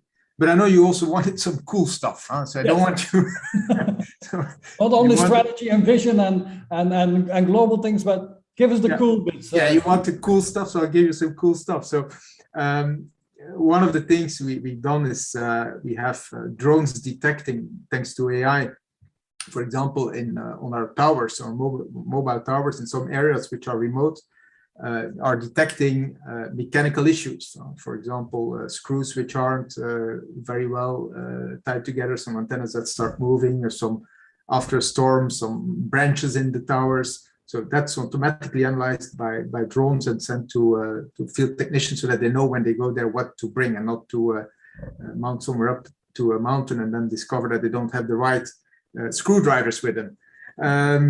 Also, other cool stuff is alerting, and it's not cool stuff just because of us and because of technology, but especially how it's appreciated by our customers. Is some areas are very sensitive to thunderstorms and lightning in particular. Some of our equipments, our electronic equipments, are very sensitive to that. So we are alerting proactively a few hours before thunderstorms attack customers. We alert them by messages saying, okay, be careful, and there's some thunderstorms provided in your area. If possible, try to make sure that you protect your equipment from that. After the thunderstorm is past, we do some tests with these equipments, and in case we see that gateway, for example, is burned, or a set-top box is burned, we send them automatically replacement equipment or codes to recuperate it. So really hassle-free. Although it's something which is not nice to happen if a thunderstorm or lightning hits your house and your electrical equipment, we try to handle it as hassle-free as possible for the customers. Other examples of cool stuff now that I'm on the range. One more. Yeah, one more. Okay. It's predicting technical network issues and avoiding them. So really detecting them before they really happen and try to intervene. So all of this is, of course, thanks to AI and big data. It's clear, but trying to repair them and intervene before a customer sees any impact, and that's quite important too. So I apologize to the 9,458 three other cool projects that I didn't mention, but I think these are some of the things you wanted to look for. So.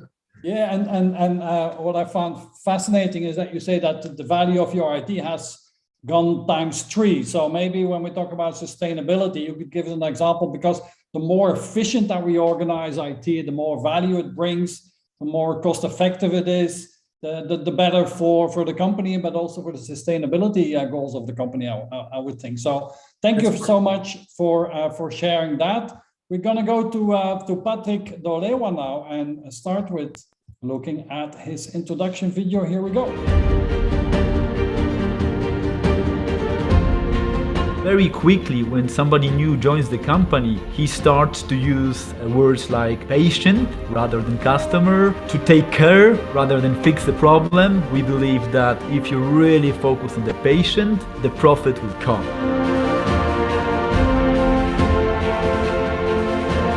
If you really think about something big, focus on your circle of influence, focus on things you really have impact on, and then make sure that you grow that circle.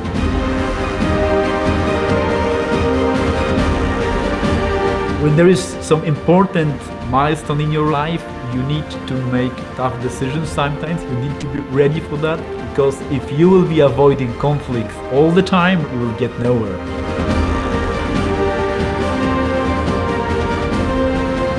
Really what I like to say is that, look, think big, start small and go fast.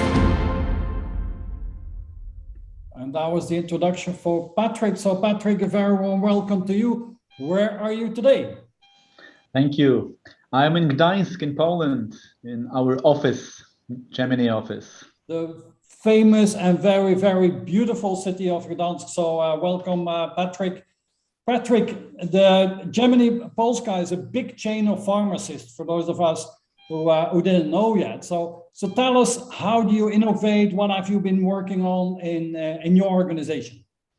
Yeah, it was a very busy year, actually. So we continued to, strengthen our technology muscle, I would say.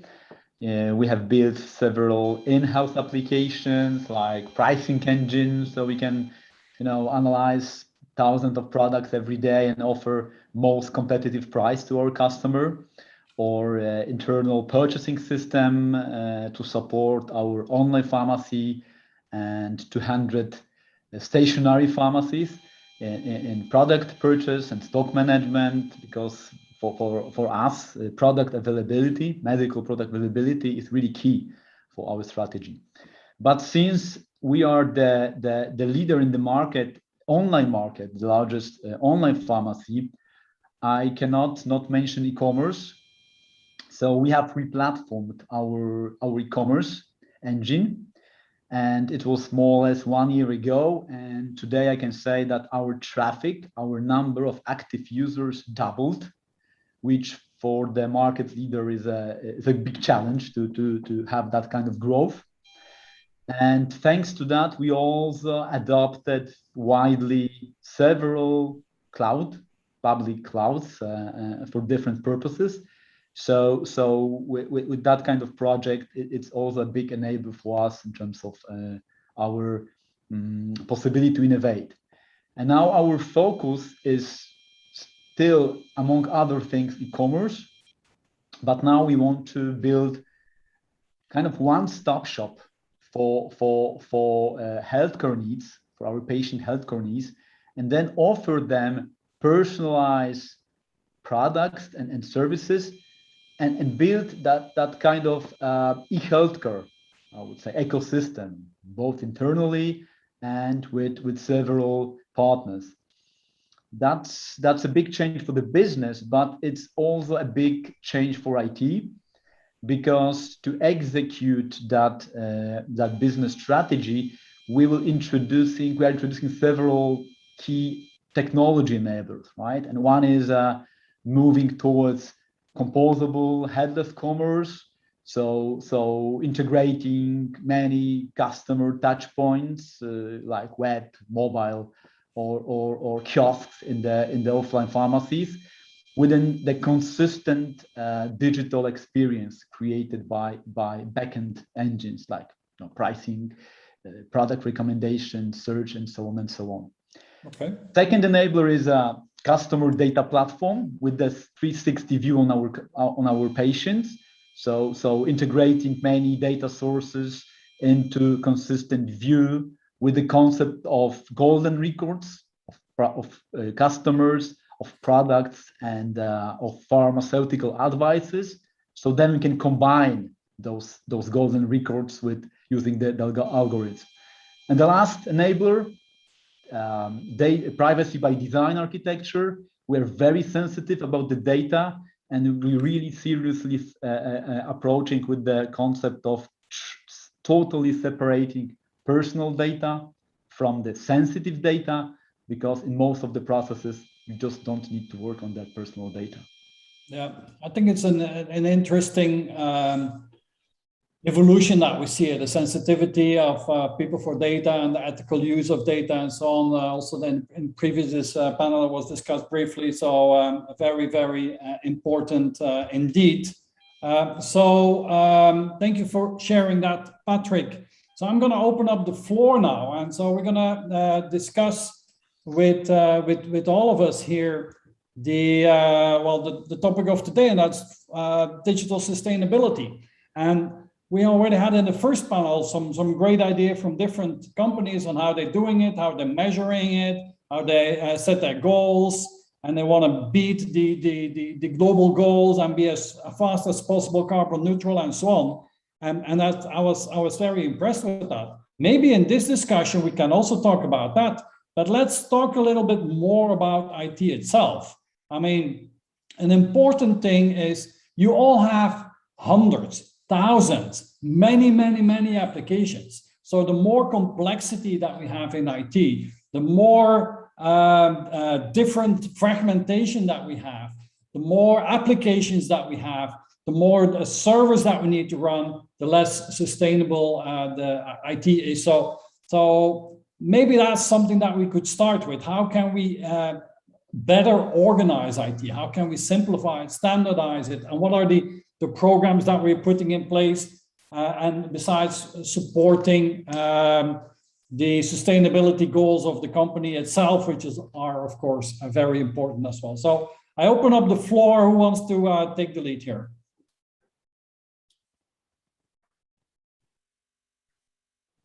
Marina.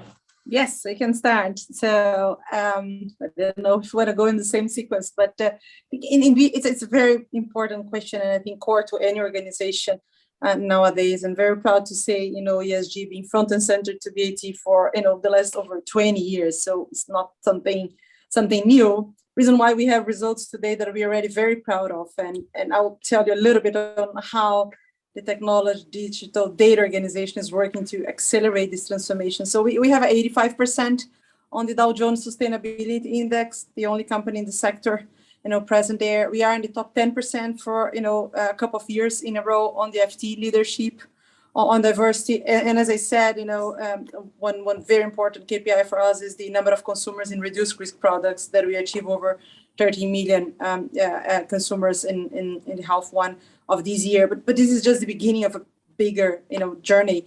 And we said we want to go to 50 million consumers. We want to eliminate single-use plastic in the organization. We have joined the UN-backed race on net zero emission by 2050. And, we want to be 100% on renewable energy by 2030. So this is happening already. It has to be accelerated. And there are three things that the technology and digital organizations absolutely committed to doing with end-to-end BAT to make it happen at a fast pace. And those three things are automation, data and analytics, and cloud. So we're closing the year already with over 65% of our loads in the cloud that I run on green energy. It is great, 65% compared to where we were before, but it's just 65%. How can we accelerate that transformation? When it comes to automation, eliminating waste across the organization on supply process, on consumer, customer process, internal process, we have this year over 500 citizen developers, people that are in their hands driving the automation and simplification organization, saving over 60,000 hours across the organization. We say we're going to get to 5,000 citizen developers and solve 1 million hours in waste across the organization. And when it comes to data and analytics, also very passionate about that one. We have over 151 cases of data and analytics being used to unlock value across the organization in the transformation to be a more sustainable enterprise. That's great, delivers also value to the bottom line, over 120 million in benefits, but we want to go for 1 billion. We want to have 1 in every 55 employees in the organization that are data experts, that are using those insights to apply for the transformation of the organization. So I hope, the examples and numbers talk a little bit on the way we see, technology playing on the acceleration of the sustainability journey. It has to cut end to end the enterprise. Sometimes we talk sustainability and we go very directly to the supply chain, to what we are doing, in the plantations of tobacco leaves, what we are doing in our manufacturing sites. And this is absolutely right. It needs to continue. But it has to start and end on what we are doing with the consumer. And then again, once we get very fast to 50 million consumer reduced risk products, leveraging automation, leveraging data, and leveraging the cloud, we're going to be doing that with a very sustainable way to the rest of the society. Okay, super. Marina, who wants to go next? Yeah, maybe I can add something to that. So as we are quite, I would say, a young IT organization, there is not that much, technology debt or complexity that we need to reduce right now. Lucky you.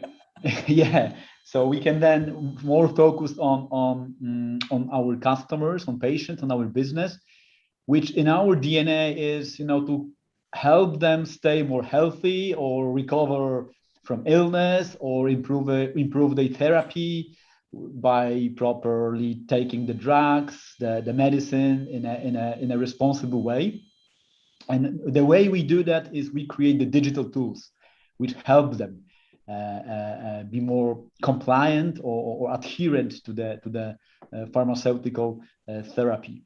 And another thing I think, which is it's a broader problem, not only in pharmacies but also in the healthcare system, is that lack of time.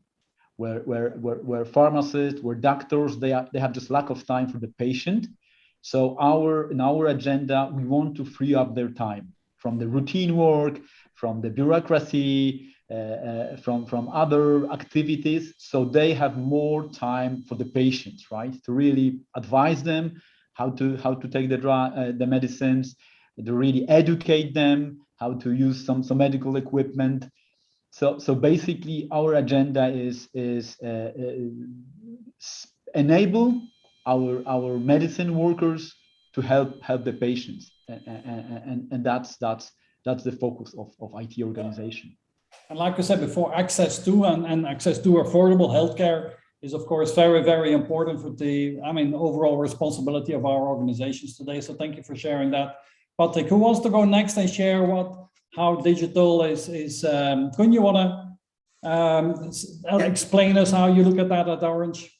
Yeah, sure. I think, first of all, at Orange, we look at not only at sustainability, but as we're a purpose-driven company. So social responsibility goes beyond the sustainability from an ecological point of view.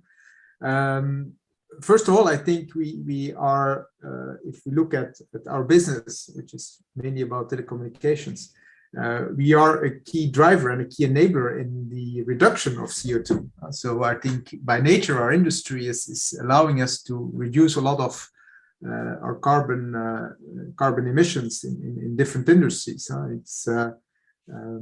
We've seen it also during the crisis, when a lot of people were able to work from home, not get commuting anymore. We saw a lot of reduction in cleaner air and thanks to telecommunications. So I think it's an important mention that although of course we're also producing CO2, although it's minimal. I think one of the reports I saw, it's about, if you look at the global CO2 emissions, it's about telecommunications represent about 0.5% of all the CO2 emissions. So it's maybe not that bad to spend a little bit more on telecommunications to save elsewhere.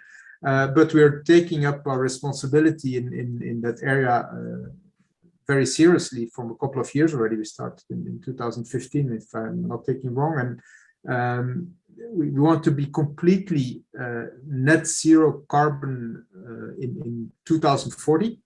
And that's a long way, 2040. So we fixed objectives in 2025, where we want to have 30% of reduction of our own production compared to when we started the program. So we have an ambition to be really end-to-end completely neutral, including our indirect usage, which is quite important, and not just our direct usage, but also our indirect usage in 2040.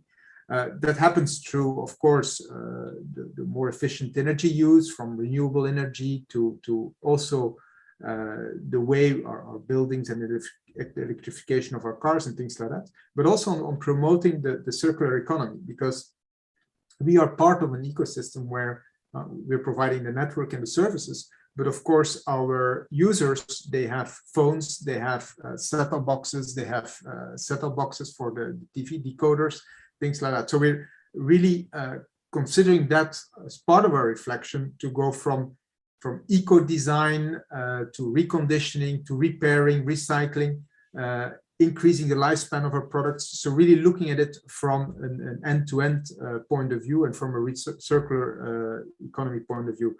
And just to give you some ideas, we want in Europe to have 10% of our handsets to be recycled ones. So very soon.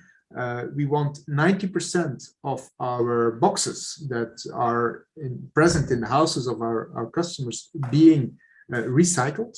So to be able to give them a second life.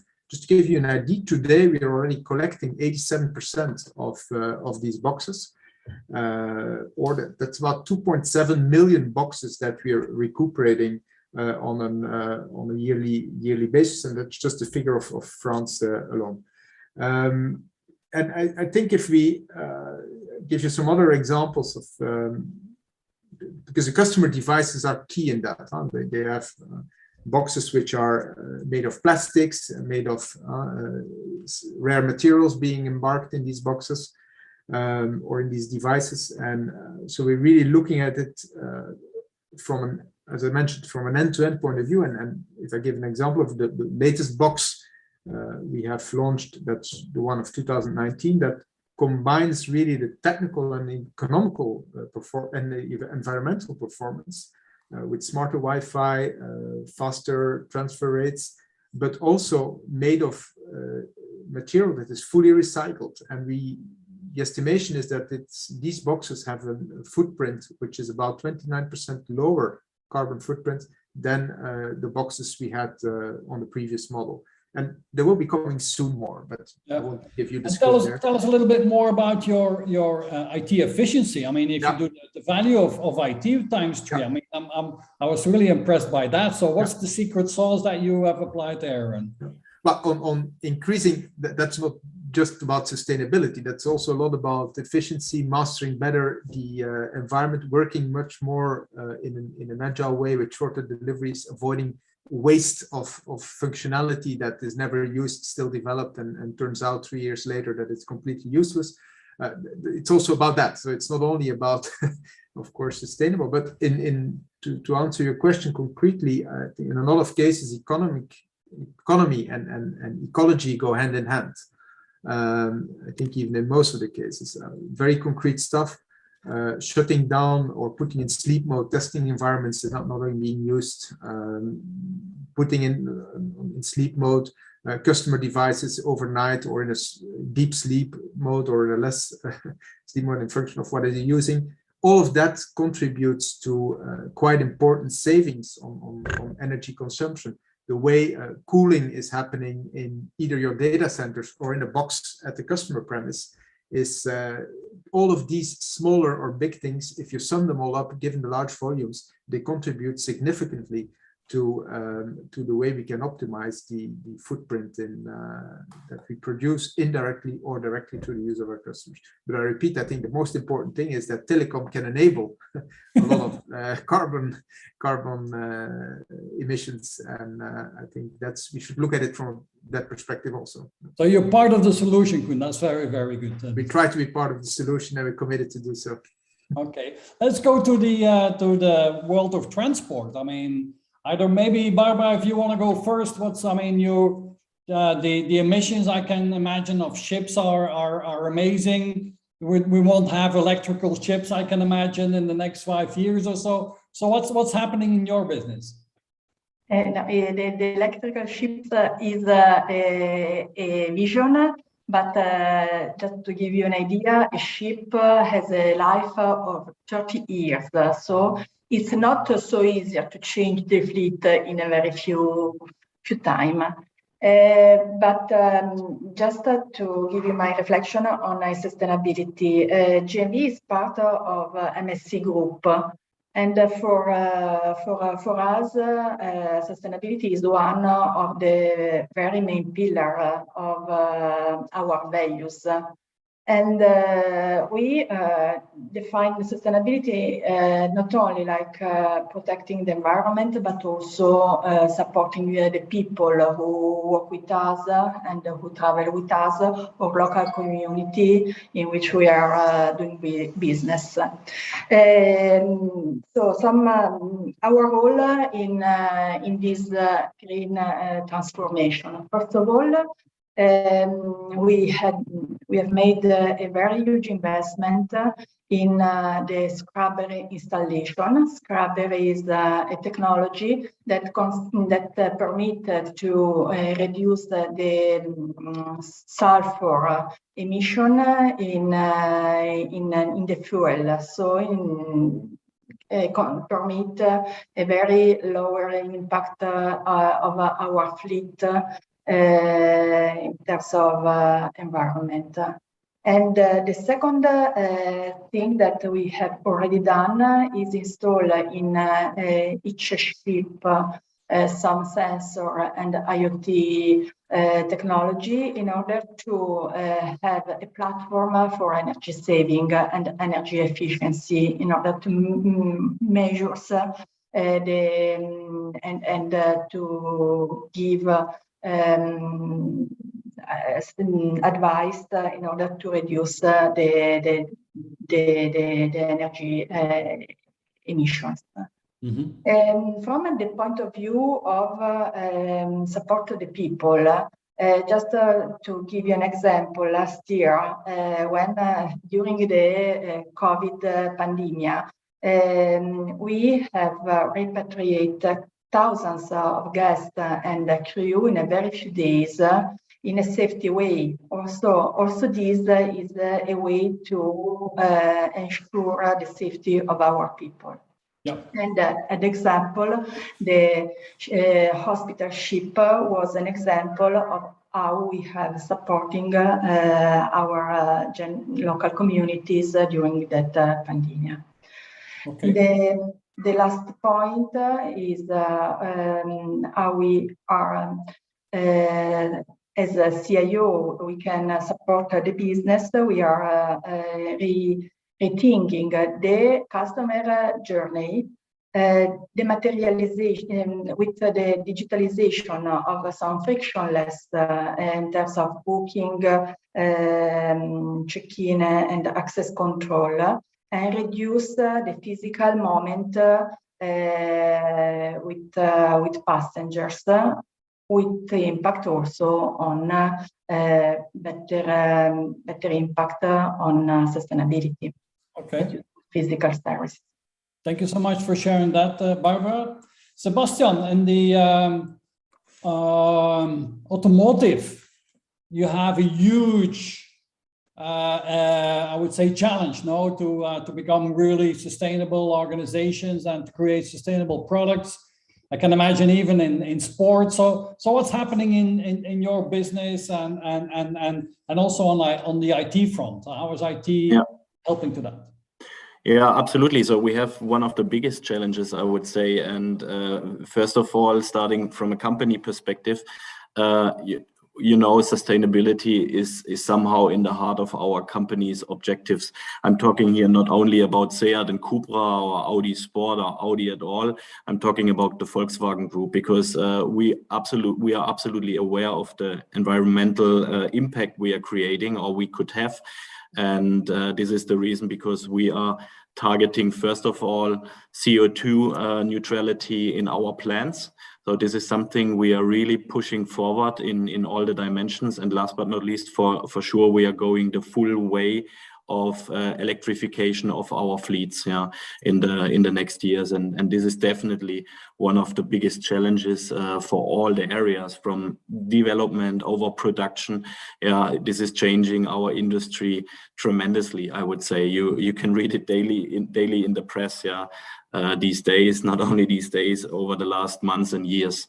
And coming to the role of the CIO, I want to, I also want to make some other dimensions, maybe what my colleagues were mentioning. Starting maybe with a very interesting one coming out of the automotive industry. To develop new cars, we have to do a lot of tests, physical tests in the past. And this is something we have also changed dramatically over the last years. We have started implementing digital twins for our cars, and thanks for that, we are able to do a lot of test drives, a lot of tests, not anymore in the physical world. We are doing that in the complete virtual world. And this is something which is very interesting, I would say, because I've started in the automotive industry 20 years ago. We have done so many test drives with so many test fleets around the world.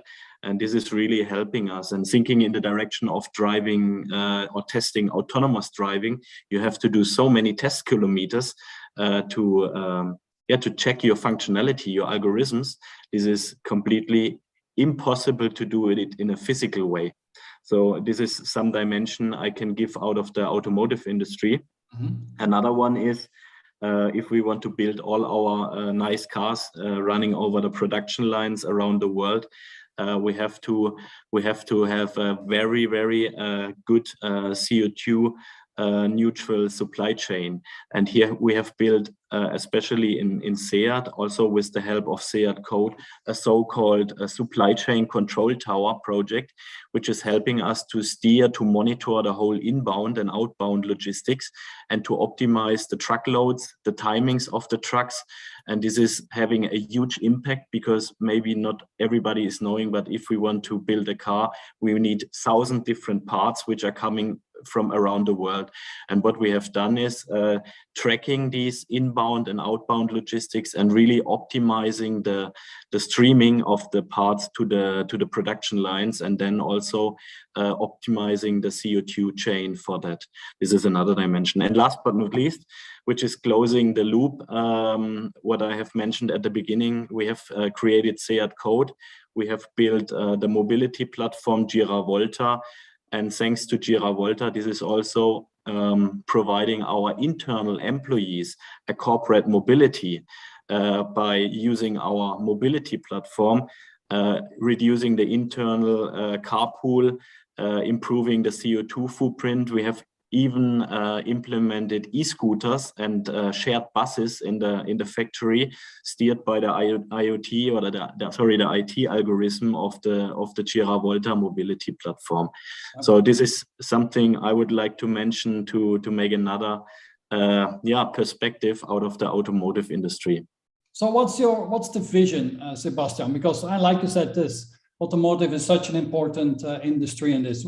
When are we going to have mobility really as a service? And we're going to be picked up in front of our house with an electrical vehicle that will bring us to a station where we are. Well, the trains are already electric, most of them, and then we jump on an electrical scooter. When is that vision going to be complete, do you think? I think the vision is not to implement for all of our people, because you will have also people which want to own a car, but over the next years, maybe this is in a reduced way existing. What we see is definitely that you need to have the right mobility solution available for our customers, and this is definitely a game changer. But first of all, we definitely want to sell nice cars to our customers. Yeah. So to give a clear answer to that, I would say it's really difficult to say this is exactly year XY. Yeah, I cannot do that. Okay, but I must say the Audi e-trons, they look beautiful, very beautiful. Thank you very much. These, so you're doing a great job with that. So we're coming to the end of this panel. So thank you, Marina, Barbara, Sebastian, Koen, and Patrick for sharing your views and your projects. And we're going to see one of you back at 10 to 5. So please stay on. So one of you is going to be awarded. You're all finalists, you're all winners. One will receive the prize of the European Digital Leader of the Year in the B2C category. I'm going to quickly share my screen again. And so to introduce our next speaker, which is Antonio Gulli. And if I could ask Sebastian and Koen, yes, thank you, to switch off. And Antonio, if you could please switch on your video to make sure that you're there and that we can start a conversation with you. And also unmute, please. Perfect. So that is, and if you just unmute Antonio, then we can not only see you, but hear you as well. Do you hear me? Yes. So, buongiorno, Antonio, how are you and where are you today? I'm doing really well. It's actually afternoon here in this part of the world. I'm in Tuscany in Italy. Good to see you again. In beautiful Tuscany. So now we're all jealous, of course, Antonio. So Antonio, we've invited you, and I must say thank you so much for stepping in, because originally we had your colleague John Abel that was going to speak to us, but he had a personal situation where he was called away. So Google Cloud, who's the sponsor of this conference of today, one of the main focuses or the special focuses of Google is around data and about data analytics and so on. So there's new ways to create new levels of insights through data. So can you share in a couple of minutes what is the vision of Google of creating new levels of insights through data? Well, our experience internally in Google is very similar to what we are observing with many customers. When you talk about data, the key word is actually the combination of multiple sources of data. It's neither one single source of data that is the source for driving insights, but it's the combination of multiple sources. So, for instance, it's absolutely important to own your own data, because that's your IP, that's your DNA, that's what is actually describing you. Mm-hmm. But then the key point is this data that you own is not living in isolation. What is really important is to enrich this data with additional data. Sometimes it's like public data or data that is coming from different providers. Like, for instance, one example is enriching data with the data coming from Google Earth Engine, if you talk about geolocation, just one example. And then it's really, the other key aspect is, so combining the data with your own data with public data is a key. And then there is another third key aspect, which is like having some specific niche provider, which can actually enrich and clarify and purify this view. So it's the combination of these three different things that makes in general a very good outcome. Of course, on the top of these three different data sources, I would say, you need to have a layer of analytics and machine learning. And here the key aspect that we notice is extremely important is to perform these analytics and this machine learning over time.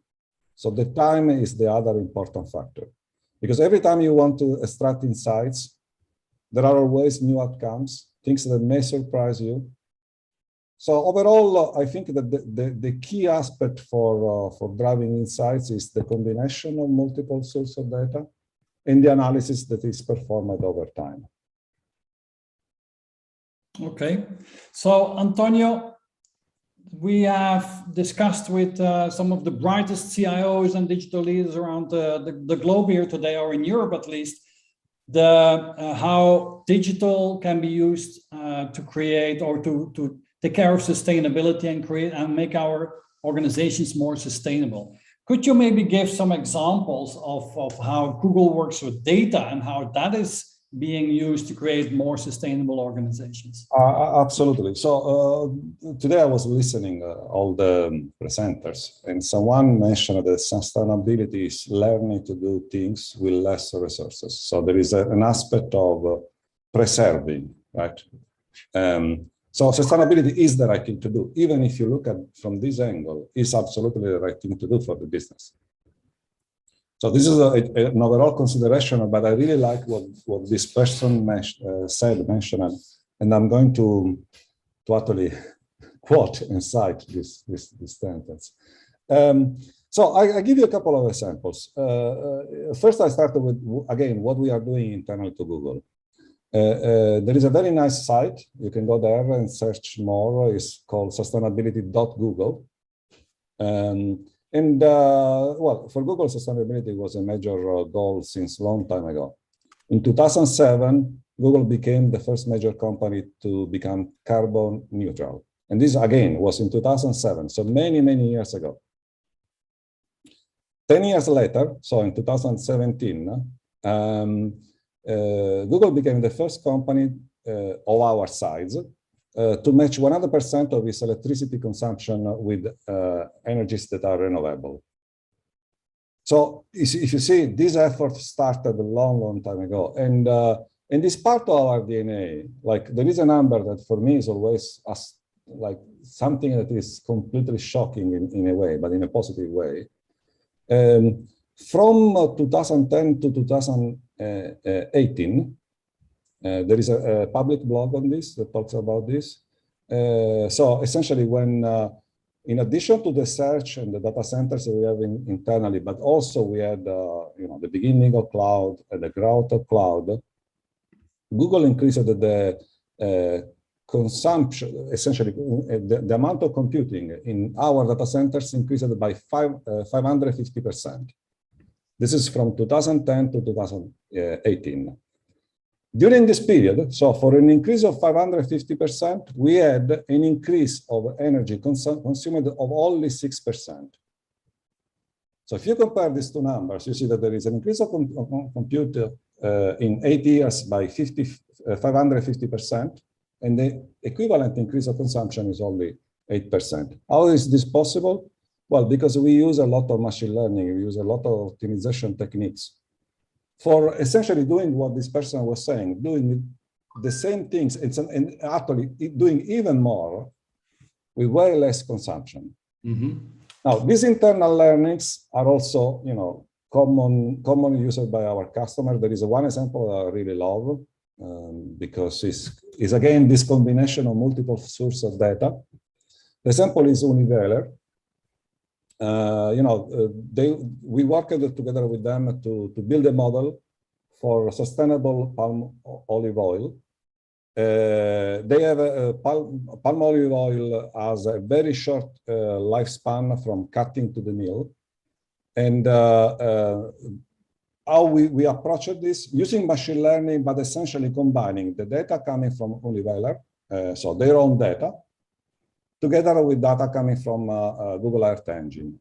And then there was a process of refining this combination, and we applied machine learning on top of this.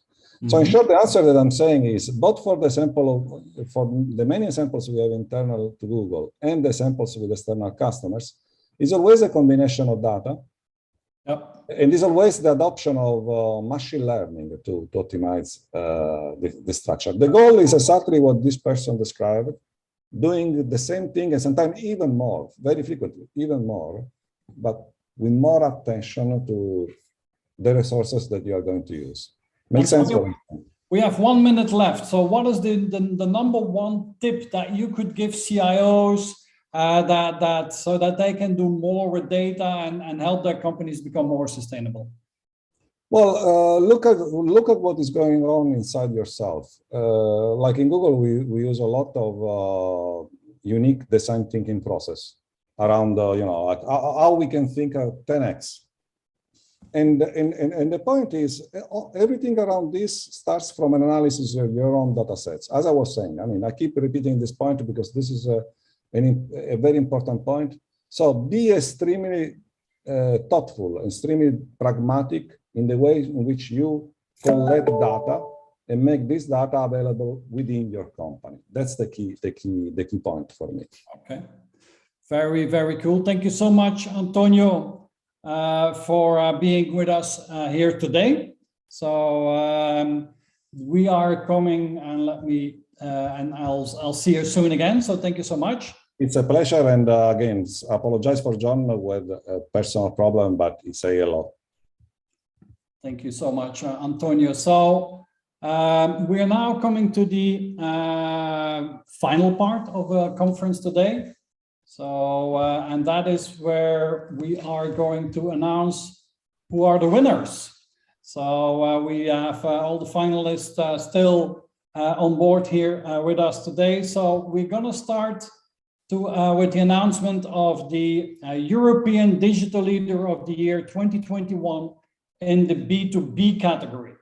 And so if you remember, the finalists of this were Cindy Hoots, CIO and CDO of AstraZeneca, Thomas Manmoisel, Executive VP Process Optimization and Group CIO at Webasto. We had Xavier Cabrerizo, Global Managing Director of Prosegur, and Nick Puri, Senior VP IT of FedEx Express. So these are the four finalists. And so it's now my pleasure to tell you that the winner of the European Digital Leader of the Year 2021 in the B2B category is Nick Puri. So Nick, if you could please come online, and congratulations to you, Nick. You have really done a great organizational transformation, big journey. You've simplified many processes, and you created a unique people culture. And I would say that's really the secret sauce of you and your organization, and as FedEx in general. And so the big acquisition and integration that you have done with TNT, the shift that you've done from modernizing and securing not only infrastructure, but unleashing really the market value of bringing these two great companies together. So you have done a wonderful job together with your team. So Nick, congratulations for being awarded in this category. Thank you, Hendrik. And first of all, I also want to congratulate Cindy, Javier, and Thomas again. Really great team over here. You guys are all very impressive, and the B2C panel as well. Might reach out to each and every one of you to learn from you. Hendrik, thank you for your team for hosting this and facilitating this. Hats off to you. But in my mind, as we all know, this work is done by more than 2,000 people at FedEx and 2,000 contractors. And they are the real people who carry the heavy weight. I've got a great team here. We've built a great team, and we hope that our customers recognize what we are doing as well. So thank you for the honor, and I really appreciate the opportunity to be with this great team today. Okay, thank you, Nick. And I look forward to seeing you again on the 15th of December, and where we're going to discuss your and the other winners of the different categories of what their 2022 strategy is going to be. So thank you so much for that, and congratulations again. Thank you. So that was the first announcement. So the second announcement of today is where we're going to learn who is the European Digital Leader of the Year in the B2C category. And so just to remind you, we've just seen all of them. These are the 5 finalists. So we have Marina Bellini, CIO and CDO of BAT. We have Barbara Poli, CIO, CTO of GNV. Sebastian Grams, who was the CIO of SEAT and Cupra, and now Managing Director of Audi Sport. Koen Vermeulen, Group CIO of Orange in Paris, and Patrick Dolewa, CIO of Germany Polska. And so it's my pleasure to now announce that the winner of the European Digital Leader of the Year 2021 in the B2C category is Marina Bellini. So congratulations, Marina. You have done a great organization transformation together with your team, where you created new channels to get in direct contact with your customers, where traditionally your business was indirect. And so inclusion is very high on your agenda. Cloud first is one of your main things that you work with, and using the practical value of data, and the huge emphasis, I would say, of your teams and your organization on sustainability has impressed the jury of this program. So congratulations, Marina, for this. Thank you so much, Hendrik. Thank you, CIONEXT. As Nick said, Patrick, Barbara, Sebastian, Koen, thank you for inspiring us all. And I'm very, very proud of receiving this, on behalf of a team. It's a team of over 3,500 people here in BAT, over 6,000 partners on technology, digital and data outside BAT, 55,000 colleagues in BAT across all functions and markets.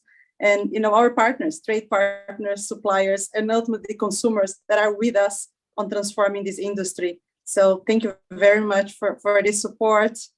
This is halfway, still a long way to go, and I hope that we can continue learning from each other so we all can transform our businesses for better. Thank you. Thank you, Marina. And again, I look forward to meeting you again on the 15th of December, where we can discuss your strategy for 2022. And so with that, I still have a couple of final announcements for today. So I first of all would like to thank all the finalists and the panelists that were with us here today. We don't only have 4 winners in finance, government, B2B and B2C, but we will also award the most inspirational European Digital Leader of the Year award. And for that, I invite all of you to go to link.cionext.com/votes21 and cast your vote. So all of the 20 finalists, their videos, they are on CIONEXT.tv. Take your time. There's a massive amount of insights and learnings from these fine leaders. And let us know, who do you think is the most inspirational one? Which is the one that you have learned most from? So let's vote for the most inspirational European Digital Leader of the Year. And then we will announce that winner on the 15th of December. And together with the 4 winners in the other 4 categories, they will get their official trophy at that moment that we now are preparing. We will discuss in 1 hour the 2022 IT strategy and the digital strategy to support the business. So for next year, the 2022, which is the year of the tiger. And a couple of last reminders. If you're interested in the Harvey Nash Digital Leadership Report that was done in collaboration with CIONEXT and MIT CISR, I invite you to link.cionext.com/DLR. Very, very interesting report that you can download there. And make sure, if you're a CIONEXT member, to already pre-order the CIONEXT cookbook. And go to CIONEXT.com/cookbook. That will be available in ebook format in December, and in a physical book that we will send to your address of choice in January next year. So we're very, very excited about our first CIONET cookbook. So here's a summary. Register for the 15th, go to CIONEXT.com/10, vote for the most inspirational digital leader, download the Harvey Nash, and pre-order the CIONET cookbook. If you're not a CIONET member yet, and you do qualify as a digital leader, then please go to CIONET.com and ask to join our community, and make sure to follow us on YouTube, on Facebook, on LinkedIn, and to subscribe to CIONET.tv. Again, thank you to all the finalists, and thank you to Antonio and the team of Google Cloud for making this conference possible and for sponsoring this conference. This was highly appreciated. And with that, it's the top of the hour. It's 5 o'clock. This is the end of this edition of CIONEXT. I think it was one of the best that we've ever done. We had a super program, super finalists. So thank you to everybody, and see you soon again. For the last 15 years, I've been on a quest to discover the DNA of the most successful digital leaders in the world. What makes them tick, what's in their minds and in their hearts. We are sharing deep insights from our world-class CIOs so that you get inspired, can learn and reach your full potential as a digital leader. If you are an ambitious technology executive, then I invite you to join CIONET. Join our community so that you too can realize your ambition.